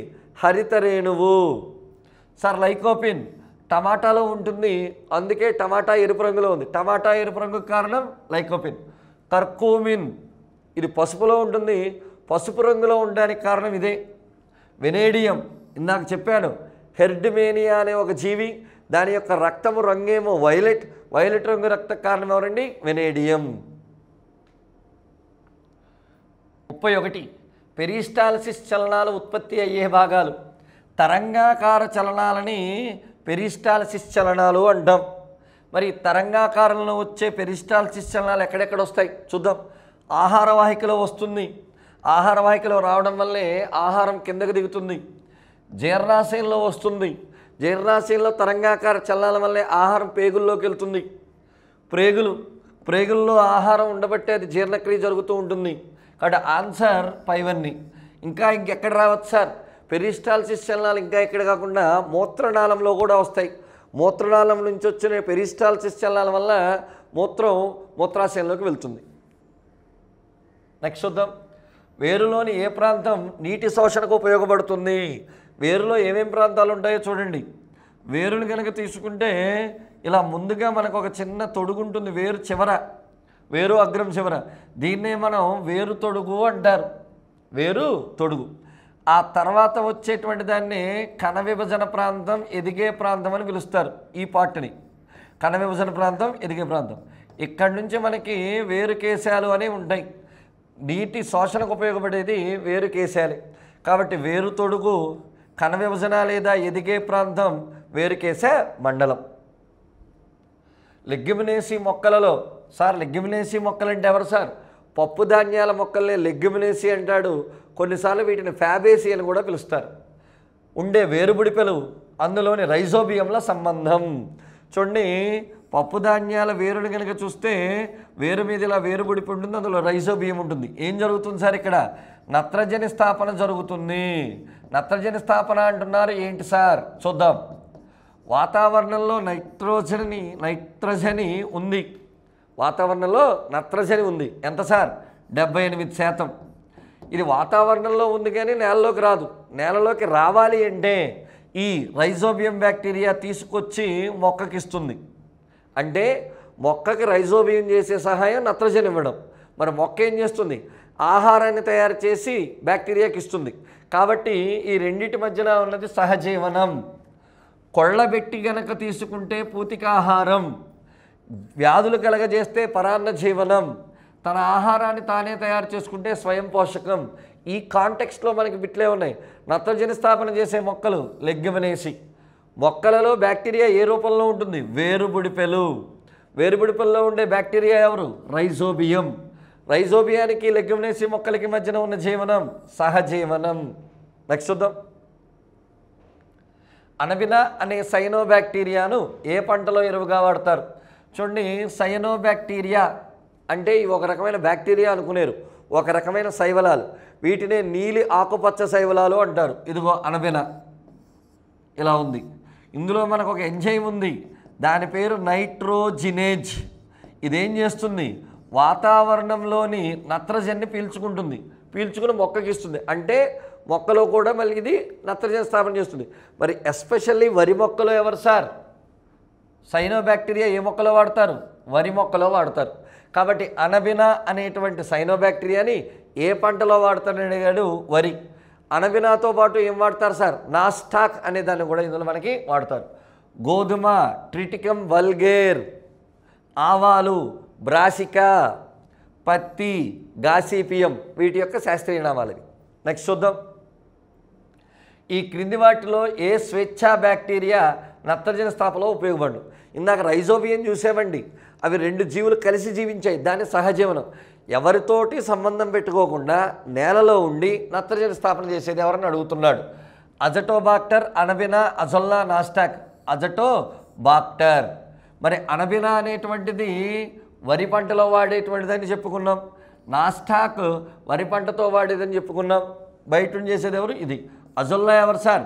వరి మొక్కలోనే ఉంటుంది కానీ ఇది టెరిడోఫైటా, ఒక చిన్న మొక్క. ఈ మొక్క యొక్కలో అనబినా నాస్టాకులు ఉంటాయి, ఉండి వరి పంటకి నత్రజని స్థాపన చేస్తూ ఉంటాయి. కాబట్టి స్వేచ్ఛా నత్రజని స్థాపన చేసేది ఎవరు? అజటోబాక్టీరియా. వరి పంటలో ఉండి చేసేవి ఎవరు? అనబినా నాస్టాక్. అనబినా నాస్టాక్ ఎవరి మీద ఉన్నాయి? అజొల్లా. క్రింది వాటిలో ఏవి పిండి పదార్థాల తరువాత శక్తి జనకాలు? మనం ఆహారం అండి 60% పిండి, 15% ప్రోటీన్, 25% కొవ్వులు తీసుకోవాలి. అయితే పిండి పదార్థం త్వరగా అరుగుతుంది. పిండి పదార్థం తర్వాత త్వరగా అడిగేది ప్రోటీన్ లేదా మాంసకృత్తులు. అంటే మనకి మరి శక్తి జనకాలు అంటే ఆన్సర్ ఏంటి? ప్రోటీన్స్. ప్రోటీన్స్ తర్వాత ఎవరు? కొవ్వులు. మినరల్స్ శక్తి రావు, శరీరంలో జీవక్రియలు నియంత్రిస్తాయి. విటమిన్స్ శక్తి రావు, వ్యాధులు రాకుండా కాపాడతాయి. క్రింది వాటిలో ఏ ప్రోటీన్ త్వరగా జీర్ణమవుతుంది? గుడ్డులోని ఆల్బ్యూమిన్. చూద్దాం. సోయా ఓకే, చేప మాంసం ఓకే, ఎర్ర మాంసం ఓకే. ఈ నాలుగిట్లో మనం ఏమనుకుంటామంటే త్వరగా అరగాలి అంటే ఒకటేనండి, జంతువుల నుంచి వచ్చేటువంటి వాటికంటే మొక్కల నుంచి వచ్చే ప్రోటీన్ త్వరగా అరుగుతుంది. అయితే ఒకటి సెల్యులోజ్ అనే దాన్ని ఇక్కడ తీసుకురాకూడదు. మనం ఇక్కడ ఏమడుగుతున్నాడు? ప్రోటీన్. సెల్యులోజ్ అంటే పిండి పదార్థం. కాబట్టి సోయాలోని ప్రోటీన్ చాలా త్వరగా అరుగుతుంది ఈ మూడిటితో పోల్చుకుంటే. అందుకే సోయాలో ఎక్కువ ప్రోటీన్ ఉంటుంది. అత్యధిక ప్రోటీన్ కలిగినటువంటిది ఎవరు సార్? స్పైరులీనా. ఇది ఒక శైవలం. ఇందులో 65% ప్రోటీన్ ఉంటుంది. స్పైరులీనా తర్వాత ఎక్కువ ప్రోటీన్ కలిగింది ఎవరు సార్? సోయా. 40 నుంచి 45% ఉంటుంది. సోయా తర్వాత ప్రోటీన్ కలిగింది ఎవరు సార్? మష్రూమ్స్. వీటినే మనం పుట్టగొడుగులు అన్నాం. నెక్స్ట్ చూద్దాం. ధాన్యాలు అనేవి దేనికి వనరు? మనం తీసుకునే ఆహారంలో అన్నం తీసుకుంటాం, ధాన్యం నుంచి వస్తుంది. లేదా చపాతీ తింటాం, ధాన్యం నుంచి వస్తుంది. దీనివల్ల మనకి ఏం లభిస్తాయి? పిండి. ఆల్రెడీ చెప్పుకున్నాం. ద్రాక్ష నుంచి వచ్చేది గ్లూకోజ్, రక్తంలో ఉండేది గ్లూకోజ్. ఫ్రక్టోజ్ అంటే ఆల్రెడీ చెప్పుకున్నాం. ఫలాలలో ఉండేది ఫ్రక్టోజ్, అత్యంత తీయనైనది ఫ్రక్టోజ్. తేనెలో ఉండేది ఫ్రక్టోజ్. గ్లైకోజన్. గుడ్. గ్లైకోజన్ అంటే ఏంటి సార్? మొక్కలు ఏదైనా నిల్వ ఉంచుకోవాలంటే పిండి రూపం, స్టార్చ్ రూపంలో నిల్వ ఉంచుకుంటాయి. స్టార్చ్. కాబట్టి మొక్కలు పిండిని ఎలా నిల్వ ఉంచుకుంటాయి? స్టార్చ్. జంతువులు పిండిని గ్లైకోజన్గా నిల్వ ఉంచుకుంటాయి. అంటే జంతువుల్లో ఉండే పిండి పదార్థం ఎలా నిల్వ ఉంటుంది? గ్లైకోజన్. ఎక్కడ? కండరం, కాలేయం. కాబట్టి బిట్ ఎలా అడగచ్చు? కండరం, కాలేయంలో పిండి పదార్థం ఏ రూపంలో నిల్వ ఉంటుంది? గ్లైకోజన్. గ్లైకోజన్ మానవ శరీరంలో ఎక్కడెక్కడ నిల్వ ఉంటుంది? కాలేయము, కండరము. నెక్స్ట్ చూద్దాం. కూరగాయలు చాలా త్వరగా చెడిపోతాయి. దీనికి కారణం అధిక చక్కెరలు, అధిక నీరు, అధిక విటమిన్స్, అధిక ఎంజైమ్స్. మరి కూరగాయలు చెడిపోవడం చూస్తూ ఉంటామండి, చాలా త్వరగా బయట కుళ్ళిపోతూ ఉంటాయి. కారణం నీరు. ఈ నీరు ఉన్నప్పుడే సూక్ష్మజీవులు అవి అన్నీ కూడా ఎక్కువగా వచ్చి అవన్నీ కూడా అక్కడ పాడు చేస్తాయి. ఎప్పుడైతే మనం కూరగాయలు ఫ్రిడ్జ్లో పెట్టామో 0 degrees దగ్గర సూక్ష్మజీవులు అవి కూడా తమ యొక్క చర్యను చూపించలేవు. దానివల్ల అవి చెడిపోకుండా ఉంటాయి. త్వరగా చెడిపోవడానికి కారణం అధిక నీరు. నెక్స్ట్ చూద్దాం. రక్తహీనతకు ప్రధాన కారణం. రక్తహీనతనే ఎనీమియా అంటారండి. చూద్దాం. రైబోఫ్లావిన్ లోపం. రైబోఫ్లావిన్ లోపం వల్ల వచ్చేది నాలుక పూత. థైమిన్ లోపం. థైమిన్ లోపం వల్ల వచ్చే వ్యాధి పేరు బెరిబెరి. ఫోలిక్ యాసిడ్ లోపం. ఫోలిక్ యాసిడ్ వల్ల తెల్ల రక్త కణాలు తయారవుతాయి. ఫోలిక్ యాసిడ్ లోపం వల్ల తెల్ల రక్త కణాలు తగ్గి రక్తహీనత వస్తుంది. దీన్నే మాక్రోసైటిక్ రక్తహీనత అన్నాడు. ఆన్సర్ 3. నియాసిన్ లోపం. నియాసిన్ లోపం వల్ల వచ్చే వ్యాధి పేరు పెల్లాగ్రా. చేతులపై నల్లని మచ్చలు వస్తూ ఉంటాయి, వాటిని పెల్లాగ్రా అనే పేరుతో చెప్తాడు. నెక్స్ట్ చూద్దాం. చిన్నపిల్లలలో ఎముకలు వంకర్లు తిరుగుతాయి. దీనికి లోపించిన విటమిన్ ఏ లోపిస్తే రేచీకటి వస్తుంది, కళ్ళు దెబ్బతింటాయి. B1 లోపిస్తే బెరిబెరి అనే వ్యాధి వస్తుంది. బెరిబెరి అంటే ఏంటి సార్? ఆకలి లేకపోవడం, నరాల బలహీనత. విటమిన్ డి లోపిస్తే రికెట్స్ వస్తుంది. రికెట్స్ అంటే ఏంటి? చిన్నపిల్లల్లో ఎముకలు వంకర్లు తిరగడం. ఇదిగోండి. మరి విటమిన్ డి పెద్దవారిలో వస్తే వస్తుంది ఆస్టియో అనగా ఎముకలు, మలాసియా అనగా వంకర్లు తిరగడం. పెద్దవారిలో ఎముకలు మెత్తబడడం, పెద్దవారిలో ఎముకలు వంకర్లు తిరగడం అంతా విటమిన్ డి వల్ల వస్తుంది. విటమిన్ ఈ లోపం వల్ల వ్యంజత్వం అనగా శుక్రకణాలు, అండాలు తయారు కాక ప్రత్యుత్పత్తి వ్యవస్థ క్షీణిస్తుంది. వ్యంజత్వం అనే వ్యాధి వస్తుంది. నెక్స్ట్. క్రింది వాటిలో ఏ విటమిన్ తయారీకి కోబాల్ట్ అవసరం? చూద్దాం.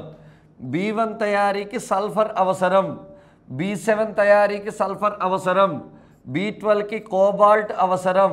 అడిగింది ఇదే కాబట్టి ఆన్సర్ 3. B6. B6 ఐరన్ అనేటువంటి దాన్ని శోషించుకుంటుంది.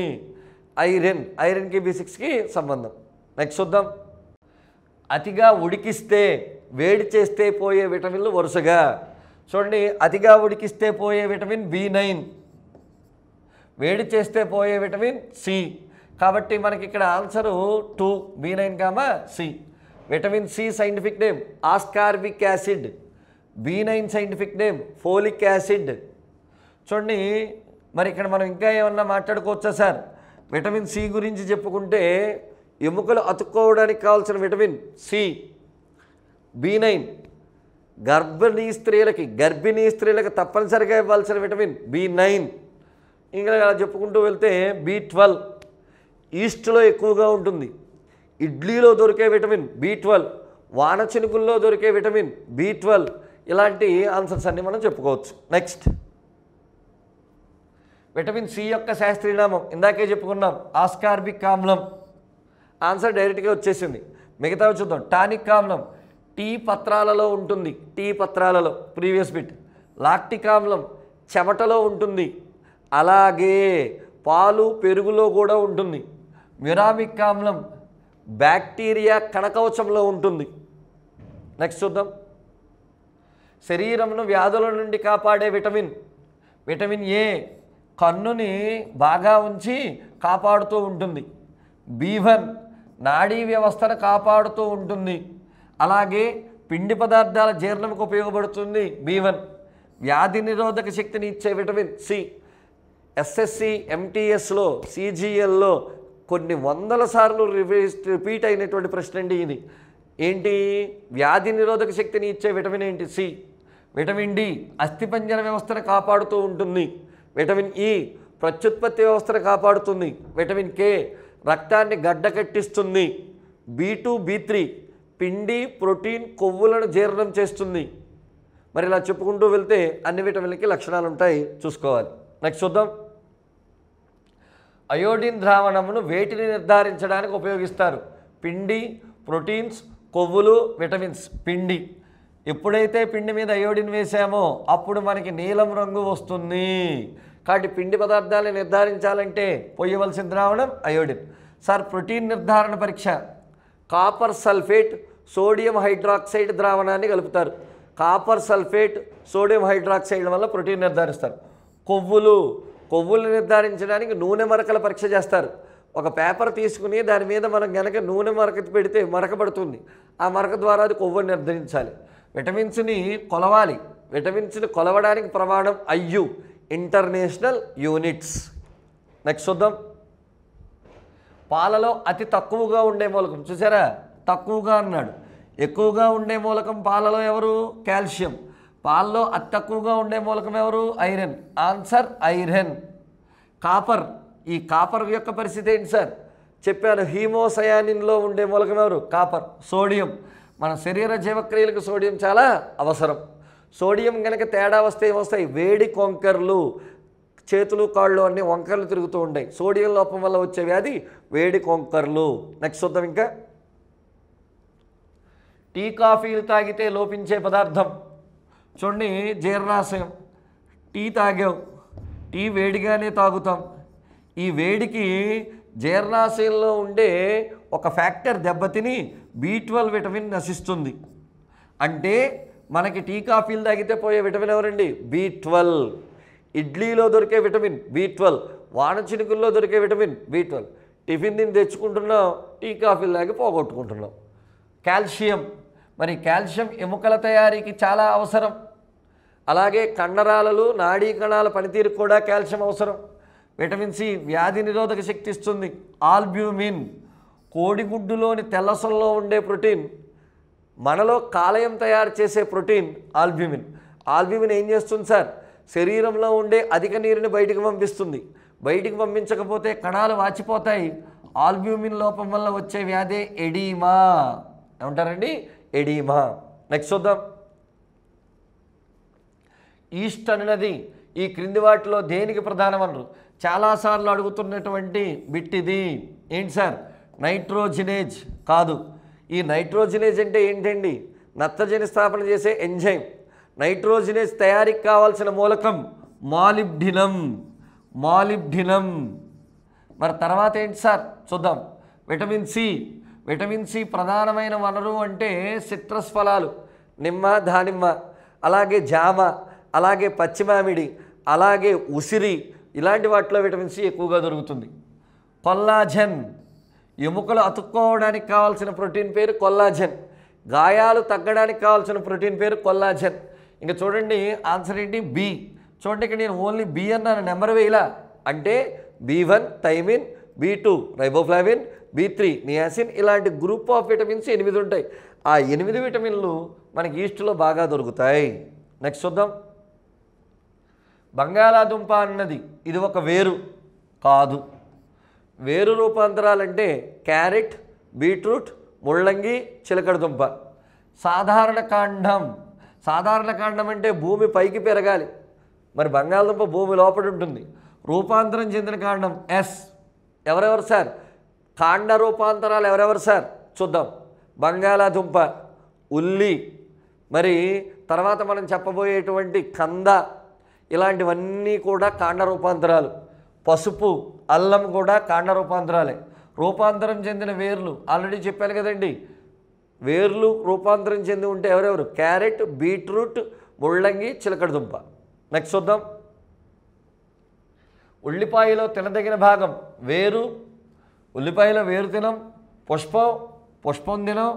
వాయుగత కాండం అసలు లోపల ఉంటుంది కదండి, కాదు. కండ కలిగిన పత్రాలు.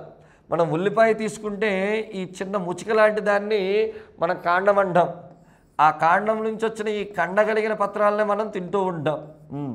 వేరు తింటున్నామంటే ఏంటి? వేరు తింటున్నామంటే క్యారెట్, బీట్రూట్, ముల్లంగి, చిలకడదుంప. పుష్పాన్ని తింటున్నామంటే, మొగ్గ తింటున్నామంటే క్యాబేజీ. పుష్పాన్ని తింటున్నాం, పుష్పాల గుత్తిని తింటున్నాం, క్యాలీఫ్లవర్. వాయుగత కాండాన్ని ఏం తింటున్నాం? చెరుకులో వాడేది వాయుగత కాండమే. కండ కలిగిన పత్రాలు అంటే ఉల్లిపాయ. నెక్స్ట్ చూద్దాం. నెక్స్ట్ బిట్ చూసినట్టయితే కొత్తిమీరలో ఉపయోగపడే భాగాలు.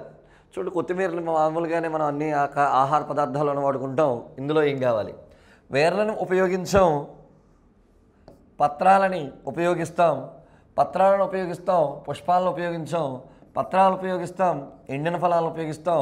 ఆన్సర్ 3. మరి పుష్పాలు, ఎండిన ఫలాలు. పుష్పాలను ఉపయోగించాం, ఎండిన ఫలాలను ఉపయోగిస్తాం. కాబట్టి ఇక్కడ ఆన్సర్ ఏంటంటే పత్రాలు, ఎండిన ఫలాలు. మరి కొత్తిమీర అంటే ఇవి వచ్చాయి. మిగతా వాటిని ఏమైనా అడగచ్చు సార్? భాగాన్ని బట్టి అడుగుతూ ఉంటాడు. ఇప్పుడు కొబ్బరి నీళ్ళులో తీసుకునేది అంకురచ్ఛేదం. అలాగే వరి, గోధుమ ఏం తీసుకుంటున్నాం సార్? విత్తనాలు తీసుకుంటున్నాం. ఏం తీసుకున్నాం? విత్తనాలు. ఇలా ఒక్కొక్క దాని నుంచి ఒక్కొక్క భాగం తీసుకోవడం జరుగుతుంది. లవంగం, ఎండిన మొగ్గ, క్యాబేజీ, మొగ్గ, ఇలా ఒక్కొక్క పదార్థాన్ని ఒక దాని నుంచి తీసుకుంటాం. నెక్స్ట్ చూద్దాం. కింది వాటిలో ఏది అనిషేక ఫలం? సార్ అసలు అనిషేక ఫలం అంటే ఏంటి? విత్తనాలు లేకుండా వచ్చే ఫలాన్ని అనిషేక ఫలం అంటారు. ఈ అనిషేక ఫలానికి కారణం ఎవరు సార్? జిబ్బరెల్లిన్ అనే హార్మోన్. ఈ హార్మోన్ వల్లనే విత్తనాలు లేనటువంటి ఫలాలు వస్తున్నాయి. అది ఎవరు? చూద్దాం. యాపిల్లో విత్తనాలు ఉండడం చూసాం, మల్బరీలో విత్తనాలు ఉంటాయి, స్ట్రాబెర్రీలో విత్తనాలు ఉంటాయి, అరటిపండులోనే విత్తనాలు ఉండవు. కాబట్టి ఈ కింది వాటిలో అనిషేక ఫలం ఏంటండి? అరటిపండు. ఇక్కడ క్వశ్చన్ ఇంకొద్దిగా డెప్త్కి వెళ్దాం. అనిషేక ఫలాలన్నీ ఉత్పత్తి చేయడాన్ని ఏమంటారు సార్? పార్థినోకార్పీ. పార్థినోకార్పీకి ఉపయోగం ఎవరు సార్? జిబ్బరెల్లిన్. మరి యాపిల్లో కనుక తీసుకుంటే యాపిల్ని అనృత ఫలం అంటారు, అంటే అబద్ధమైన ఫలం. మల్బరీ మామూలుగానే. స్ట్రాబెర్రీ కూడా అనృత ఫలమే. సార్ అనృత ఫలాలు అంటున్నారు, ఏంటండి అసలు ఈ అనృత ఫలం? అండాశయం నుంచి ఏర్పడితే నిజమైన ఫలం. అండాశయం కాకుండా మరి ఏదైనా పుష్పభాగం నుంచి వస్తే అవన్నీ కూడా అనృత ఫలాలు. సార్ అది ఎలా చెప్పగలం సార్? చూద్దాం. ఇప్పుడు మనందరికీ పుష్పాసనం అనే ఒక భాగం తెలుసు, పుష్పంలో ఉండే భాగం. ఇది ఫలంగా మారితే యాపిల్. క్వశ్చన్ ఇక్కడ ఏమడుగుతున్నాడు? పుష్పాసనం నుంచి ఏర్పడిన ఫలం ఎవరు? యాపిల్. యాపిల్ అనృత ఫలం. బిట్ రివర్స్ చేయి. యాపిల్లో తినే భాగం పుష్పాసనం.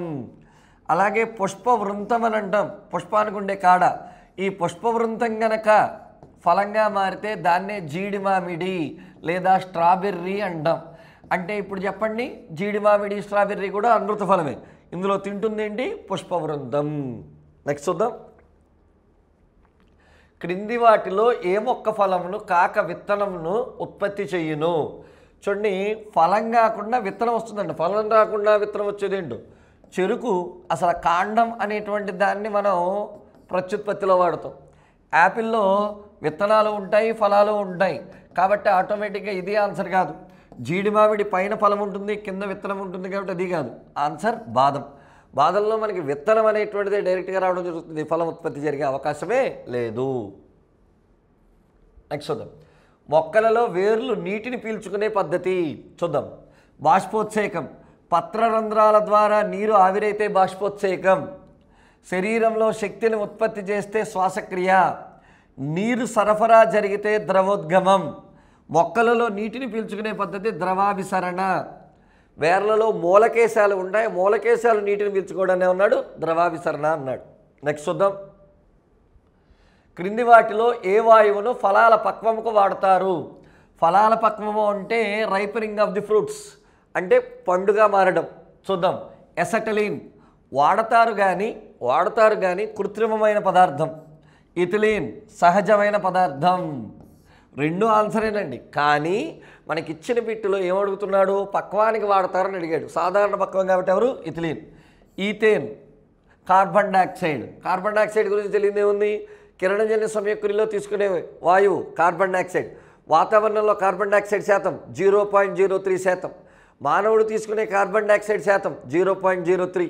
మానవుడు బయటికి వదిలే కార్బన్ డైఆక్సైడ్ శాతం 4.4%. ముక్కు ముందు వేలు పెట్టి గాలి వదిలినప్పుడు వేడి గాలి వస్తుంది, కారణం కార్బన్ డైఆక్సైడ్. నెక్స్ట్ చూద్దాం. బిందుస్రావం జరగడంలో నీటిని స్రవించేవి. అసలు బిందుస్రావం అంటే ఏంటి సార్? శీతాకాలం మనం ఎప్పుడైనా ఉదయాన్నే లెగిచి అలా బయటికి వెళ్తే గడ్డి మొక్కలను చూస్తే గడ్డి మొక్కల కొన మీద మంచి మంచు బిందువుల్లాగా కనబడతాయి. మనం ఏమనుకుంటున్నాం? మంచు అనుకుంటున్నాం. కాదండి, ఇక్కడ ఉండే రంధ్రం పేరు జలరంధ్రం. ఆ రంధ్రం తమలో అధికంగా ఉన్న నీటిని ఇలా బొట్లుగా పంపించే ప్రక్రియ పేరే బిందుస్రావం. కాబట్టి ఫస్ట్ క్వశ్చన్, బిందుస్రావం ఎవరిలో జరుగుతుంది? గడ్డి జాతి మొక్కల్లో. ఆ ప్రక్రియని ఎవరు జరుపుతున్నారు? జలరంధ్రం. ఆన్సర్ జలరంధ్రం. మరి ఇవన్నీ ఏంటి సార్? వాతావరణం నుంచి రాదు. పత్రరంధ్రాల ద్వారా జరిగితే బాష్పోత్సేకం. నాలికాపుంజం అంటే ఏంటి సార్? మొక్క యొక్క కాండంలో నాలికాపుంజం ఇలా ఉంటుంది. పైనేమో దారువు, కిందేమో పోషక కణజాలం. పైనేమో దారువు, కిందేమో పోషక కణజాలం. దారువు నీటిని సరఫరా చేస్తుంది, పోషక కణజాలం ఆహారాన్ని సరఫరా చేస్తుంది. నెక్స్ట్ చూద్దాం. కాండం పెరుగుదలకు కారణమైన హార్మోన్. కాండం పెరుగుదల చూడండి, మొక్క ఇది అనుకుంటే పైన కాండాగ్రం, కింద వేరాగ్రం. ఈ కాండాగ్రం పెరగడానికి ఆక్సిన్, కాండం పెరగడానికి జిబ్బరెల్లిన్, కాండం పెరగడానికి జిబ్బరెల్లిన్. పక్క శాఖలు రావడానికి సైటోకైనిన్, సైటోకైనిన్. పత్రరంధ్రం మూసుకోవడానికి ఏబిఏ ఆబ్సెసిక్ యాసిడ్.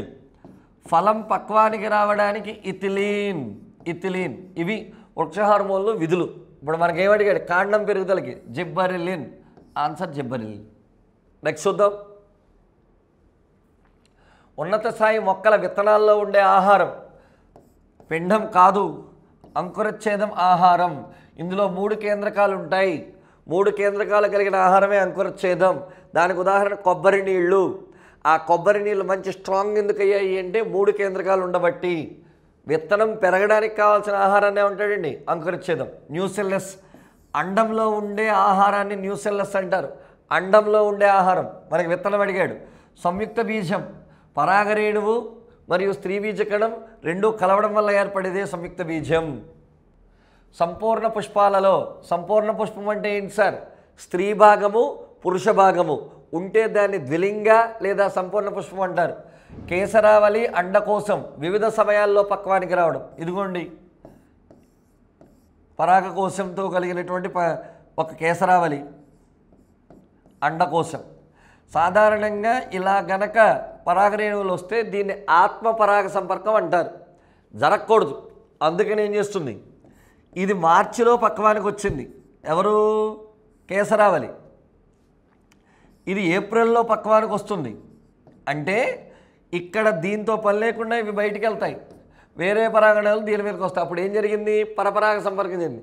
వేరు వేరు సమయాల్లో పక్వానికి రావడాన్ని డైకోగమి అంటారు. రెండు రకాలుగా వచ్చాయి.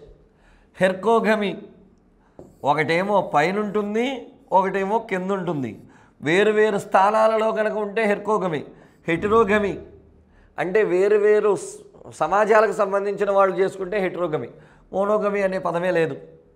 నెక్స్ట్, మానవ శరీరంలో పిండి, ప్రోటీన్స్, కొవ్వులు సంపూర్ణంగా జీర్ణమయ్యే చోటు. చూడండి, ఎప్పుడైనా బిట్ ఒకటే, సంపూర్ణంగా పిండి సంపూర్ణమా, ప్రోటీన్ సంపూర్ణమా, కొవ్వులు సంపూర్ణమా, డిఎన్ఏ వదిలే చిన్న ప్రేగు. సార్ మిగతా వాటిలో కూడా చెప్పండి సార్. జీర్ణాశయంలో ప్రోటీన్స్ జీర్ణమవుతాయి, కాలేయంలో కొవ్వులు జీర్ణమవుతాయి, పెద్ద ప్రేగులో పదార్థాలు జీర్ణం అవ్వవు. సంపూర్ణ జీర్ణక్రియ జరిగే చోటు ఏంటి? చిన్న ప్రేగు. ఇంకా నోటిలో పిండి పదార్థాలు జీర్ణమవుతాయి, పిండి మాత్రమే. జీర్ణాశయంలో ప్రోటీన్స్ మాత్రమే. చిన్న ప్రేగులు అన్నీ. నెక్స్ట్ చూద్దాం. సాధారణ వ్యక్తి యొక్క శ్వాసక్రియ రేటు 18. శ్వాసక్రియ రేటు అంటే ఏంటి సార్? గాలి తీసుకోవడాన్ని ఉచ్ఛ్వాసం, గాలి వదలడాన్ని నిశ్వాసం. ఈ ఉచ్ఛ్వాస నిశ్వాసాలు కలిపే శ్వాసక్రియ రేటు అంటాడు. ఒక సాధారణ మానవుడు 18 సార్లు జరుపుకుంటాడు. శ్వాసక్రియ రేటును కొలిచే పరికరం రెస్పిరోమీటర్. వ్యక్తి యొక్క హృదయ స్పందనలు ఎన్ని? 72. హృదయ స్పందనలు కొలిచే పరికరం స్టెథోస్కోప్. వ్యక్తి యొక్క బీపీ 120/80. బీపీని కొలిచే మీటర్ స్పిగ్నోమానోమీటర్. 120 ml పెట్టుకుందాం సరదాగా కాసేపు, దానికి ఏమైనా ప్రాధాన్యత ఉందేమో. మూత్రపిండం 1 నిమిషానికి వడకట్టే రక్త పరిమాణం 120 ml. హృదయం నుంచి బయటికి వెళ్ళే రక్త పరిమాణం 70 ml. నెక్స్ట్ చూద్దాం. మానవుడు వదిలే గాలిలో కార్బన్ డైఆక్సైడ్ లోనికి తీసుకునేటప్పుడు నైట్రోజన్ తీసుకుంటాడు 78, ఆక్సిజన్ తీసుకుంటాడు 21, కార్బన్ డైఆక్సైడ్ తీసుకుంటాడు 0.03. అన్నీ పర్సెంటేజ్లే. బయటకు వదిలేటప్పుడు నైట్రోజన్ 78 వదిలేస్తాడు, ఆక్సిజన్ 5% వాడుకుని 16% వదులుతాడు, కార్బన్ డైఆక్సైడ్ 4.4% వదులుతాడు. ఆన్సర్ 4.4. నెక్స్ట్ చూద్దాం. మానవ రక్తం కనుక ఆమ్ల స్వభావంగా మారితే, అసలు మానవ రక్తం యొక్క pH ఎంత? 7.4. క్షార స్వభావం. అది గనక మారితే అంటున్నాడు. చూద్దాం. హిమోగ్లోబిన్ యొక్క ఆక్సిజన్ రవాణా సామర్థ్యం పెరుగును. స్వభావం మారితే ఆక్సిజన్ రవాణా సామర్థ్యం ఎలా పెరుగుతుందండి? తగ్గుతుంది. హిమోగ్లోబిన్ యొక్క ఆక్సిజన్ రవాణా సామర్థ్యం తగ్గుతుంది. ఎస్, ఆన్సర్ ఇది. ఆర్బీసీ పెరగవు, ఆర్బీసీ తగ్గవు. కాబట్టి హిమోగ్లోబిన్ ఏం చేస్తుంది? చూడు, ఇదో హిమోగ్లోబిన్. ఎన్ని భుజాలు? 4 భుజాలు. 4 భుజాల మీద 4 అణువులు తీసుకెళ్తుంది. అంటే హిమోగ్లోబిన్ ఒకసారికి మోసుకు వెళ్ళే వాయు అణువుల సంఖ్య ఎన్ని? 4. ఎన్నండి? 4. క్వశ్చన్ ఇప్పుడు ఇంకొద్దిగా డెప్త్కి వెళ్దాం. ఏంటి సార్? హిమోగ్లోబిన్కి ఇష్టమైన వాయువు ఎవరు? ఫస్ట్ కార్బన్ మొనాక్సైడ్, తర్వాత ఆక్సిజన్, తర్వాత కార్బన్ డైఆక్సైడ్. నెక్స్ట్ చూద్దాం. ఎర్ర రక్త కణాల శ్మశాన వాటిక. ఎర్ర రక్త కణాలు ఎక్కడ చచ్చిపోతాయి సార్? చూద్దాం. కాలేయంలో తెల్ల రక్త కణాలు చనిపోతాయి, ప్లీహంలో ఎర్ర రక్త కణాలు చనిపోతాయి, రక్తంలో ప్లేట్లెట్స్ అనేటువంటివి చనిపోతాయి. మెదడు అసలు ఆన్సరే కాదు. కాబట్టి ఇప్పుడు ఎర్ర రక్త కణాలు చనిపోయింది ఎక్కడ? ప్లీహం. ఎర్ర రక్త కణాల శ్మశాన వాటిక ప్లీహం, తెల్ల రక్త కణాల శ్మశాన వాటిక కాలేయం, ప్లేట్లెట్స్ యొక్క శ్మశాన వాటిక రక్తం. సకశేరుకాలలో వేటిలో ఆమ్లజని రహిత, ఆమ్లజని సహిత రక్తం కలిసిపోను. ఆమ్లజని రహితనే చెడు రక్తం అంటాం, ఆమ్లజని సహితనే మంచి రక్తం అంటాం. ఆన్సర్ ఎవరు సార్? చేప. 2 గదులు. ఇక్కడ కలవడం ఏముందండి? చెడు రక్తమే తిరుగుతుంది. ఉభయచరం 3 గదులు. ఇక్కడేమో చెడు రక్తం ఉంది, ఇక్కడేమో మంచి రక్తం ఉంది, 2 కలిసిపోతాయి. ఆన్సర్ ఉభయచరం. పక్షి 4 గదులు, క్షీరదం 4 గదులు. చెడు రక్తం విడి తిరుగుతుంది, మంచి రక్తం విడి తిరుగుతుంది, ఎక్కడ కలవవు. అటు ఆన్సర్ ఎవరండి? ఉభయచరం. దీన్ని ఇంకో రకంగా చూడొచ్చు. చేప ఎన్ని గుండె గదులు? 2. ఉభయచరం ఎన్ని గుండె గదులు? 3. పక్షి ఎన్ని గదులు? 4. క్షీరదం ఎన్ని గదులు? 4. ఇంకా ఇందులో ఏమైనా ఉందా సార్? ఒక అద్భుతమైన బిట్టు, చాలాసార్లు అడుగుతున్న బిట్టు ఒకటి ఉంది. సరీసృపం తీసుకుంటే ఇందులో ఎలా ఉంటుంది సార్? ఇదిగోండి, పైన 2 గదులు బాగుంటాయి, కింద గది సగమే ఏర్పడింది. అసంపూర్ణ జఠరిక. కాబట్టి అసంపూర్ణ జఠరిక కలిగిన జీవులు ఎవరు? సరీసృపం. 3.5 గదులు ఎవరు? సరీసృపం. క్రింది వాటిలో ఏ ఎంజైమ్ రక్తం గడ్డగట్టుటకు ఉపయోగపడును? ట్రిప్సిన్ క్లోమం నుంచి వస్తుంది, ప్రోటీన్స్ జీర్ణం చేయడానికి వాడతాం. పెప్సిన్ జీర్ణాశయం నుంచి వస్తుంది, ప్రోటీన్స్ను జీర్ణం చేయడానికి వాడతాం. స్టియాప్సిన్ క్లోమం నుంచి వస్తుంది, కొవ్వులు జీర్ణం చేయడానికి వాడతాం. రెనిన్ మూత్రపిండం నుంచి వస్తుంది. అయితే కొంతమందికి ఇక్కడ డౌట్ రావచ్చు. రెనిన్ స్పెల్లింగ్ 2 రకాలు, RENIN, ఇది మూత్రపిండం నుంచి వస్తుంది. RENNIN రెనిన్, ఓకేనండి. NIN ఏంటి సార్ తేడా? ఇదేమో జీర్ణాశయంలో చిన్నపిల్లల్లో పాలను పెరుగ్గా మారుస్తుంది. రెనిన్ మూత్రపిండం నుంచి వచ్చే రక్తం గడ్డగట్టడానికి ఉపయోగపడుతుంది. నెక్స్ట్ చూద్దాం. క్రింది వాటిలో ఏది మానవునిలోని ప్రతిస్కందకం? గడ్డ కట్టిస్తే స్కందకం, గడ్డ కట్టకుండా చేస్తే ప్రతిస్కందకం. చూద్దాం. Heparin S. మానవ రక్తనాళాల్లో రక్తం ద్రవస్థితిలో ఉందంటే ఈవిడ యొక్క కారణమే. కాబట్టి మానవునిలోని రక్త ప్రతిస్కందకం ఎవరు? హెపారిన్. జలగా హిరుడిన్ వదులుతుంది, అందుకే అది పీల్చుకున్నప్పుడు మనకు రక్తం గట్టగట్టదు. హీమోలైసిన్ని దోమ వదులుతుంది, అందుకే అది పీల్చుకున్నప్పుడు రక్తం గట్టగట్టదు. ఆన్సర్ కానే కాదు. కాబట్టి జలగలో ప్రతిస్కందకం హిరుడిన్, దోమలో హీమోలైసిన్, మానవుల్లో హెపారిన్. నెక్స్ట్ చూద్దాం. ఈ క్రింది వాటిలో హిమోగ్లోబిన్ ఏ వాయువుకి అత్యధిక ఆకర్షణ చూపించింది? ఇందాకే మాట్లాడుకున్నాం. అత్యధిక ఆకర్షణ చూపించేది ఈ 4గింట్లో దేనికి అని అడిగితే హిమోగ్లోబిన్ అనేటువంటిది మొదట ఆకర్షణ చూపించేది కార్బన్ మొనాక్సైడ్కి, ఆ తర్వాత ఆక్సిజన్కి, ఆ తర్వాత కార్బన్ డయాక్సైడ్కి. ఆన్సర్ ఎవరండి? Carbon monoxide. సార్ ఏమవుతుంది? కార్బన్ మొనాక్సైడ్ కలిస్తే మన రక్తంలో కార్బాక్సీ హిమోగ్లోబిన్ ఏర్పడుతుంది. ఇది గనక పెరిగితే మనం చనిపోతాం. కాబట్టి విషపూరితమైన వాయువుగా కూడా దేని చెప్పచ్చు? Carbon monoxide.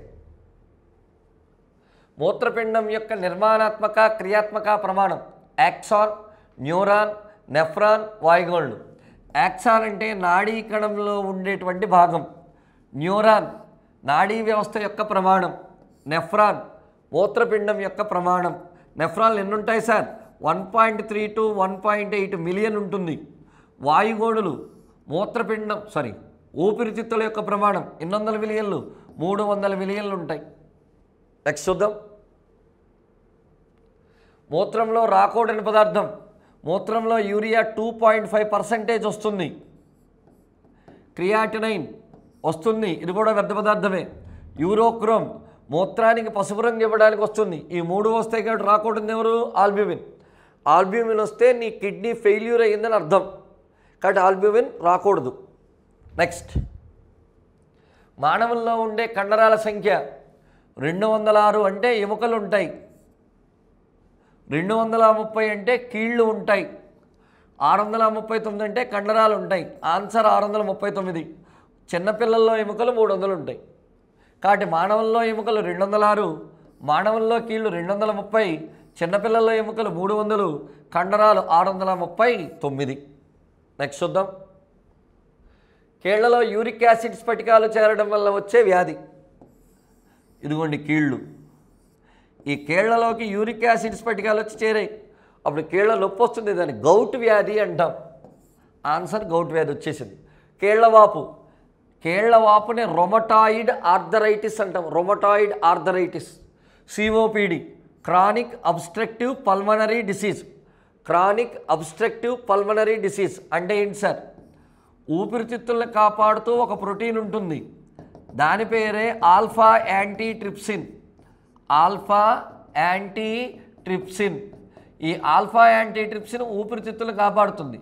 ఎప్పుడైతే ఈ ప్రోటీన్ లేదో సిఓపిడి వస్తుంది. సిఓపిడి అంటే ఏంటి సార్? బ్రాంకైటిస్ అనే వ్యాధి, ఆస్తమా అనే వ్యాధి, ఎంపసీమా అనే వ్యాధి 3 కలిసి వస్తే సిఓపిడి. ఈఎస్ఆర్డి ఏంటి? End stage renal disease. మూత్రపిండాల చివరి దశ, మూత్రపిండాలు చెడిపోయాయని అర్థం. End stage renal disease. Next చూద్దాం. ఎముకలు కట్టుకట్టడంలో వాడే పదార్థం వైట్ సిమెంట్ కాదు, వైట్ లెడ్ కాదు, జింక్ కాదు, ప్లాస్టర్ ఆఫ్ ప్యారిస్. ఇలాంటి క్వశ్చన్లు ఏమైనా ఉన్నాయా సార్? మనం దంతాలకి రూట్ కెనాల్ చేయించుకుంటాం, అప్పుడు వాడే పదార్థం పేరు గుట్టా పర్చా. మరి ఎముకలు విరిగినప్పుడు అతుక్కోవడానికి ప్లాస్టర్ ఆఫ్ ప్యారిస్. జింక్కి ఏమన్నా ప్రాధాన్యత ఉందా సార్? రాత్రిపూట తిరిగే జీవుల యొక్క కళ్ళు మిలమిలా మెరవడానికి కారణం ఎవరు? జింక్. లేదా ఈ జింక్ కలిగిన పదార్థమే లూసిడా టపేటం. బయలాజికల్గా మాట్లాడితే రాత్రిపూట తిరిగే జీవుల కళ్ళు మిలమిలా మెరవడానికి కారణమైన పదార్థం లూసిడా టపేటం. నెక్స్ట్ చూద్దాం. మెదడులో తెలివితేటల కేంద్రం. ముందు మెదడు, మధ్య మెదడు, పక్క మెదడు, వెనుక మెదడు. కాబట్టి మనకి ముందు మెదడులో ఏమేమి ఉన్నాయో చూడాలి. ముందు మెదడులో మనకి మస్తిష్కం అనే భాగం ఉంది, ఓకేనండి. దాని తర్వాత వచ్చేది ద్వారగోర్ధం, దాని తర్వాత వచ్చేది హైపోతలామస్. ఇది ముందు మెదడు. మధ్య మెదడులో ఏమేమి ఉంటాయి సార్? దృష్టిగోళాలు. అసలు పక్క మెదడు అనేదే లేదు. వెనక మెదడులో మనకి అనుమస్తిష్కం అనబడేది ఉంటుంది. మరి అనుమస్తిష్కం తర్వాత వచ్చేది ఎవరు సార్? మధ్యాముఖం. సార్ దీన్ని మేము ఎలా చదువుకోవాలి చూద్దాం. తెలివితేటల కేంద్రం మస్తిష్కం, ఫీలింగ్స్ లేక భావోద్వేగాలకు ద్వారగోర్ధం, మన యొక్క ఆకలి దాహం కోరికలన్నిటికీ కారణం హైపోతలామస్, సమతాస్థితి బ్యాలెన్స్కి అనుమస్తిష్కం, అనియంత్రిత చర్యలన్నిటికీ మధ్యాముఖం.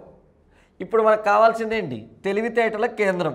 తెలివితేటల కేంద్రం ఎవరు? మస్తిష్కం. ఏ మెదడు? ముందు మెదడు. నెక్స్ట్ చూద్దాం. మానవ మెదడు బరువు 1400 గ్రాములు. పురుషుడి మెదడు బరువు 1375, స్త్రీ మెదడు బరువు 1275, సగటు 1400 గ్రాములు. 2000 గ్రాములు సంబంధం లేని విషయం. 300 గ్రాములు గుండె సగటు బరువు 300 గ్రాములు. పురుషుడి గుండె బరువు 320, స్త్రీ గుండె బరువు 280. 75 గ్రాములు క్లోమం. మన మానవ శరీరంలో క్లోమం అనే గ్రంథి ఉంది, అదే మిశ్రమ గ్రంథి. శరీరంలో ఒకే ఒక మిశ్రమ గ్రంథి ఉంది, క్లోమం. అంటే ఏంటి సార్? ఎంజైముల్ని హార్మోన్లని రెండింటినీ ఉత్పత్తి చేస్తే మిశ్రమ గ్రంథి. ఆ క్లోమం యొక్క బరువు 75 గ్రాములు. నెక్స్ట్ చూద్దాం. క్రింది వాటిలో అతిపెద్ద అంతఃస్రావ గ్రంథి.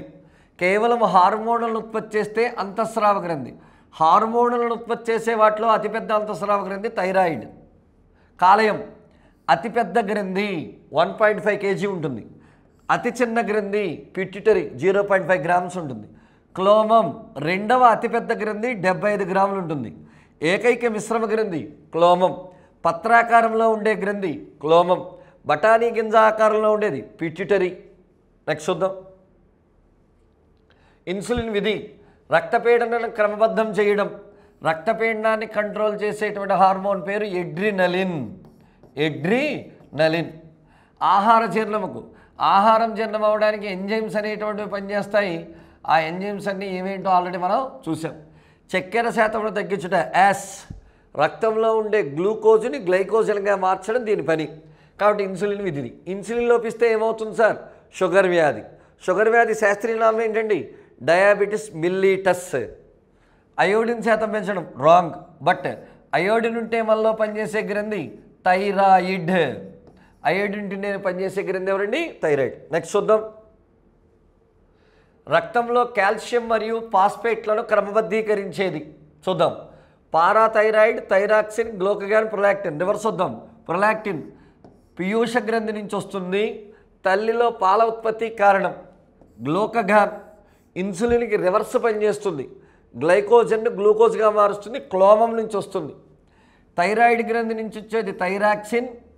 మానసిక పెరుగుదలకి జీవక్రియలకి కావాలి. అంటే ఆన్సర్ ఎవరు? పారాథైరాయిడ్. పారాథైరాయిడ్ గ్రంథి నుంచి వచ్చే పారాథార్మోన్ ఈ కాల్షియం మరియు ఫాస్ఫేట్లను క్రమబద్ధీకరిస్తుంది. రక్తపీడనమును పెంచే hormone vasopressin, aldosterone, estrogen, progesterone. మరి ఇందాకేమో ఎడ్రినలిన్ చెప్పారు. ఎడ్రినలిన్ లేదు కదా. లేనప్పుడు ఎవరు అవ్వాలి చూద్దాం. మూత్రమును తయారు చేసి మూత్రంలో నీటిని వెనక్కి తీసుకునేది వాసోప్రెసిన్. అతిమూత్ర నిరోధ హార్మోన్. ఆల్డోస్టిరాన్ లవణాలను పునఃశోషణ చేస్తుంది. ఆ లవణాల్లో సోడియం కూడా ఉంటుంది. మరి ఇది కనుక అటు ఇటు తేడాలు వస్తే మనకి రక్తపీడనాన్ని ఏం చేస్తుంది? పెంచుతుంది. కాబట్టి ఆన్సర్ ఎవరండి? ఆల్డోస్టిరాన్. ఈస్ట్రోజన్ స్త్రీతత్వానికి కారణం. స్త్రీలలో తల మీద జుట్టు పెరగడం, మరి కీచు గొంతు, కండరాలు డైలేషన్ అవ్వడం, నడుము దగ్గర ఉండే కటివలయం వెడల్పు కావడం, అండం విడుదల అన్నీ ఈస్ట్రోజనే. ప్రొజెస్టిరాన్ గర్భాశయం ఏర్పాటు, పిండ ప్రతిష్టాపన, గర్భధారణకు కావాల్సిన హార్మోన్. అందుకే గర్భధారణ హార్మోన్గా చెప్తారు. రక్తపిండాన్ని పెంచే హార్మోన్ ఎవరండి? ఆల్డోస్టిరాన్. ఆన్సర్ 2. నెక్స్ట్ చూద్దాం. జన్యుశాస్త్రం అనున్నది దేనిని తెలుపుతుంది? మెండల్ సూత్రాలు. జెనెటిక్స్ని కనిపెట్టినటువంటి వ్యక్తే మెండల్. అంతేగాని మెండల్ సూత్రాలు చెప్తుంది అనేటువంటిది కాదు, మెండల్ కాని సూత్రాలు కూడా జన్యుశాస్త్రం చెప్తుంది. జీవ పరిమాణం. ఈ జీవ పరిణామాన్ని డార్విన్ చెప్పాడు, చార్లెస్ డార్విన్. డిఎన్ఏ నిర్మాణం. డిఎన్ఏ నిర్మాణాన్ని వాట్సన్ అండ్ క్రిక్ చెప్పారు. అనువంశికత. తల్లిదండ్రుల నుంచి లక్షణాలు పిల్లలలోకి వస్తే అనువంశికత. ఇవి ఎలా వస్తాయి అనేది చెప్పేదే జన్యుశాస్త్రం. జన్యుశాస్త్ర పితామహుడు మెండల్. మెండల్ ఏ మొక్క మీద పరిశోధన చేశాడు? బఠానీ. బఠానీ మొక్క మీద పరిశోధన చేశాడు. ఎన్ని లక్షణాలు? 7 లక్షణాలు.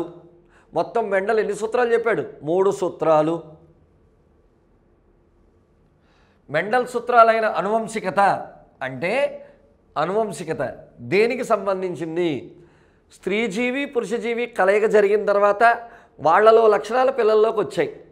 ఇది దేనిని చెప్తుంది అంటున్నాడు. శాఖీ ప్రత్యుత్పత్తి. రాంగ్. ఒక మొక్కలో ఒక భాగాన్ని తీసుకుని కొత్త మొక్క తెస్తే శాఖీ ప్రత్యుత్పత్తి. అందులో తల్లి లక్షణాలు వస్తాయి, వేరే మొక్కతో కలయిక జరగల.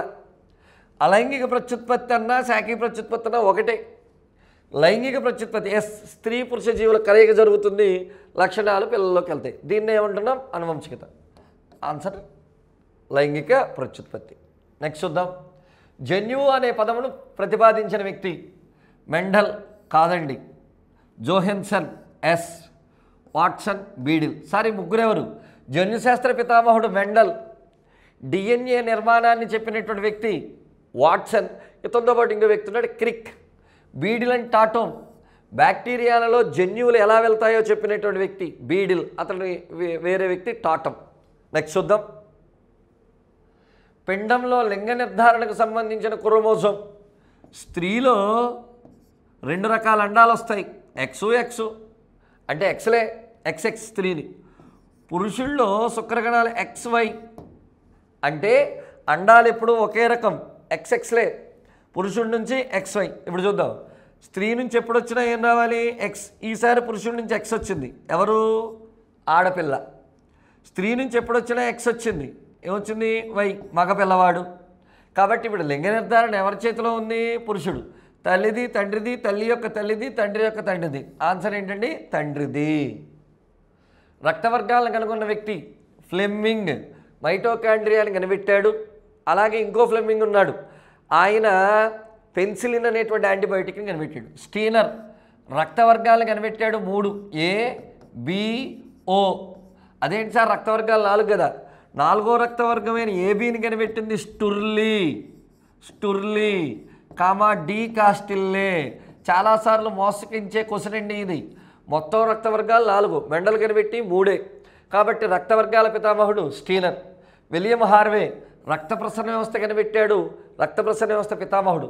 లెవోయిజర్ శ్వాసక్రియకి సంబంధించిన సమీకరణాన్ని అందించిన వ్యక్తి. నెక్స్ట్. తల్లి ఏబి, తండ్రి O అయితే పుట్టే పిల్లల్లో వచ్చే రక్తవర్గాలు చూడండి. ఏబి తల్లి, తండ్రి O. వీళ్ళ జన్యురూపం IA, IB. వీళ్ళ జన్యురూపం IO. చూడు, ఈ జన్యువుని ఈ రెండింటితో క్రాస్ చేయాలి. IA ఇది IO అంటే ఏ రక్తవర్గం రావచ్చు? IA, IO మళ్ళీ అంటే ఇక్కడున్న మొదటి జన్యువుని రెండింటితో క్రాస్ చేశారు, ఏమొచ్చింది? A. దీన్ని రెండింటితో క్రాస్ చేయాలి, IB, IO అంటే మనకు వచ్చిన రక్తవర్గాలు ఏంటి? A మరియు B. ఆన్సర్ 3, 1, 2. RH ఫ్యాక్టర్ అనగా 1928లో స్టీనర్ మరియు వీనర్ అనేటువంటి శాస్త్రవేత్తలు, స్టీనర్ అంటే తండ్రి, వీనర్ అంటే కొడుకు, ఇద్దరూ కలిసి రేసస్ అనే కోతి మీద ప్రయోగాలు చేసి దీన్ని కనిపెట్టారు. అందుకే ఆ కోతి పేరు పెట్టారు రేసస్ ఫ్యాక్టర్. నెక్స్ట్ చూద్దాం.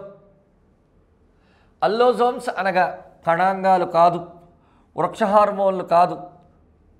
యుగ్మ వికల్పాలు అంటే జంటగా ఉండే జన్యువులనే యుగ్మ వికల్పాలు అంటాం, కాదు లైంగిక క్రోమోజోములు. మరి సార్ లైంగిక క్రోమోజోములు అంటే ఏంటి? XY. ఈ X ఉంటే స్త్రీ, XY ఉంటే క్రోమోజోమ్, వాటినే లైంగిక క్రోమోజోములు. మిగతా ఎవరు సార్? మానవుల్లో 46 ఉన్నాయి, 44 ఏమో ఆటోజోమ్స్, 2 ఏమో ఎల్లోజోమ్స్ లైంగిక క్రోమోజోములు, అవే లైంగిక క్రోమోజోములు. నెక్స్ట్ చూద్దాం. డిఎన్ఏలో ఉండే చక్కెర పెంటోజ్ 5 కార్బన్లు కలిగి ఉంటుంది, 5 కార్బన్ని కలిగి ఉంటుంది. ఇవన్నీ జైలులోజ్, హెక్సోజ్ అంటే 6, హెప్టిలోజ్ అంటే 7, జైలులోజ్ అంటే అదొక సమ్మేళనం. కాబట్టి డిఎన్ఏలో ఉండే చక్కెరలో 5 కార్బన్లు ఉంటాయి, దాన్ని ఏమనాలండి? పెంటోజ్. ఇందుకే దాని పేరేంటి? Ribose, deoxyribonucleic acid. అంటే రైబోస్ అనే చక్కెర అదొక పెంటోస్. నెక్స్ట్ చూద్దాం. పక్షుల యొక్క రెక్కలు చర్మం యొక్క కొనసాగింపు, మారిన ముందు కాళ్ళు, మారిన వెనక్కాళ్ళు, కొత్త అంగం. ఈ పక్షుల యొక్క రెక్కలు జీవ పరిణామ సిద్ధాంతం ప్రకారం ముందు కాళ్ళు అండి. నీటిపై స్వేచ్ఛగా ఈదే జీవులు చూడండి, నెక్టాన్, ఇది జీవులు. అలలకి ఎదురుగా వెళ్తాయి నెక్టాన్స్, చేపలు, వేల్స్, షార్క్స్. నీటిపైన స్వేచ్ఛగా ఈదుతాయి న్యూస్టాన్స్. మునిగి ఉండేటువంటి మొక్కలు, బెంతోస్ అడుగు భాగంలో ఉండే జీవులు. నీటిపై స్వేచ్ఛగా ఈదేది ఎవరండి? న్యూస్టాన్. ఆస్కారిస్ ఏ వర్గానికి చెందింది? దీన్నే ఏలికపాము అంటాం. ఏలికపాముకు సంబంధించిన వర్గం ఎవరు? నిమాటి హెల్మంతిస్. అమీబా, పారామీషియం ఏకకణ జీవులన్నీ ప్రోటోజోవాలోకి వస్తాయి. స్పంజికలు పొరిఫెరాలోకి వస్తాయి. హైడ్రా, అరీలియా నీడ్ ఏరియాలోకి వస్తాయి. ప్రవాలాలు నీడ్ ఏరియాలోకి వస్తాయి. ఆస్కారిస్ నిమాటి హెల్మంతిస్లోకి వస్తుంది. నెక్స్ట్, అతిపెద్ద పత్రం విక్టోరియా, ప్రపంచంలోనే అతిపెద్ద పత్రం. రఫ్లీషియా అతిపెద్ద పుష్పం. లిమ్నా అతి చిన్న పత్రం. రాఫియా అతి పొడవైన పత్రం. కిరణజన్య సంయోక్రియకు అత్యధికంగా కాంతి ఎరుపు రంగులో అత్యధికంగా జరుగుతుంది. రెండవ అత్యధికం నీలంలో జరుగుతుంది. అసలు జరగనిది ఆకుపచ్చ. లూసిటెమీ అంటే మినుగురు పురుగులు లాంటివి తన నుంచి పంపించడాన్ని లూసిటమీ అంటారు. నెక్స్ట్ చూద్దాం. మెదడు వాపు నివారణలో వాడే ఔషధాలు అట్రోపిన్, అట్రోపా బెల్లడోనా అనే దాని నుంచి తీస్తారు. క్వినైన్, సింకోనా అనే మొక్క నుంచి తీస్తారు, బెరడు నుంచి తీస్తారు. మలేరియాకు ఔషధం. మార్ఫిన్, పపావరం సోమ్నిఫెరం అనే మొక్క నుంచి తీస్తారు, దీనిని రక్తపోటు నివారణలో వాడతారు. స్కోపాలమైన్ ఉమ్మెత్త నుంచి తీస్తారు, మత్తు మందుగా దీన్ని వాడతారు. నెక్స్ట్, తట్టును కలగజేయు వైరస్ మిక్సోవైరస్ పెరోటిడస్, ఇది గవద బిళ్ళల్ని కలగజేస్తుంది. పారామిక్సోవైరస్ తట్టును కలగజేస్తుంది. ఆల్ఫా వైరస్ ఇది మనకి చికెన్ గున్యాన్ని కలగజేస్తుంది. ఆర్బో వైరస్ మెదడు వాపుని కలగజేస్తుంది. ఆంత్రాక్స్ను కలగజేయు బ్యాక్టీరియా బ్యాసిల్లస్, ఇలా దండాకారంగా ఉంటే బ్యాసిల్లస్ అంటాం, అదే కలగజేస్తుంది. క్లాస్ట్రీడియం ఫుడ్ పాయిజనింగ్ కలగజేస్తుంది. విబ్రియో కలరే, విబ్రియో అంటే కామాకారం, కలరాన్ని కలగజేస్తుంది. కోకై గుండ్రంగా ఉంటుంది, న్యూమోనియా లాంటి వాటిని కలగజేస్తుంది. ఆర్థోపొడా జీవుల లక్షణం. ఆర్థో అంటే కీళ్ళు ఉంటాయి. పొడ అంటే కాళ్ళు ఉంటాయి. ఈ ఆర్థోపొడా జీవుల్లో శరీరంలో అంతా రక్తం తిరుగుతుంది, రక్తకోహరం. ఆన్సర్ పైవన్నీ. నెక్స్ట్ చూద్దాం. నేత్రదానంలో వాడే పొర, మన చూపుకి కారణమైన ప్రధానమైన పొర రెటీనా, దీని తయారీకి ఏ కావాలి? Vitamin A. ద్రవస్థరం ఉండదు. కార్నియా నేత్రదానంలో వాడతారు, రక్తనాళాలు ఉండవు కాబట్టి ఇది చెడిపోవడానికి సమయం చాలా టైం పడుతుంది, 6 నుంచి 12 గంటల్లోపు సేకరించవచ్చు. కోరాయిడ్ రక్తం ఉండేటువంటి భాగాన్ని కోరాయిడ్ అంటారు. నెక్స్ట్ చూద్దాం. నూతనంగా కనుగొన్న లాలాజల గ్రంథి, చెవి దగ్గర ఉండేది పెరోటిడ్ తెలుసు, దవడల దగ్గర ఉండేది అధోజంబిక అది తెలుసు, మరి మనకు నాలుక కింద ఉండేది అధోజహ్వక అది తెలుసు. ఇక ఆఖరిగా వచ్చేటువంటిది ఎవరు సార్? ట్యూబేరియల్. ఈ ట్యూబేరియల్ని ఈ మధ్యన కనిపెట్టారు. నెదర్లాండ్స్కి చెందినటువంటి శాస్త్రవేత్తలు ప్రోస్టేట్ క్యాన్సర్ మీద పనిచేస్తున్నప్పుడు కొత్త భాగాన్ని ఒకటి కనిపెట్టారు. అదే ట్యూబేరియల్ లాలాజల గ్రంథి. నూతనంగా కనిపెట్టింది ఎవరండి? ట్యూబేరియల్. మరి ఈ 100 బిట్లలో ఉన్న 4 ఆప్షన్స్ చూసి మరి మీరు కొంత సమాచారాన్ని తెలుసుకుని ఉంటారు. డెఫినెట్గా ఎంటీఎస్ ఎగ్జామ్కి ఇది 100% ఉపయోగపడుతుంది. ఇంత వ్యయ ప్రయాసలు కోర్చి శామ్ ఇన్స్టిట్యూట్ చేస్తున్నటువంటి ఈ ప్రయత్నాన్ని మీరందరూ స్వీకరించి విజయం సాధించాలని కోరుకుంటూ మీ శామ్ ఇన్స్టిట్యూట్.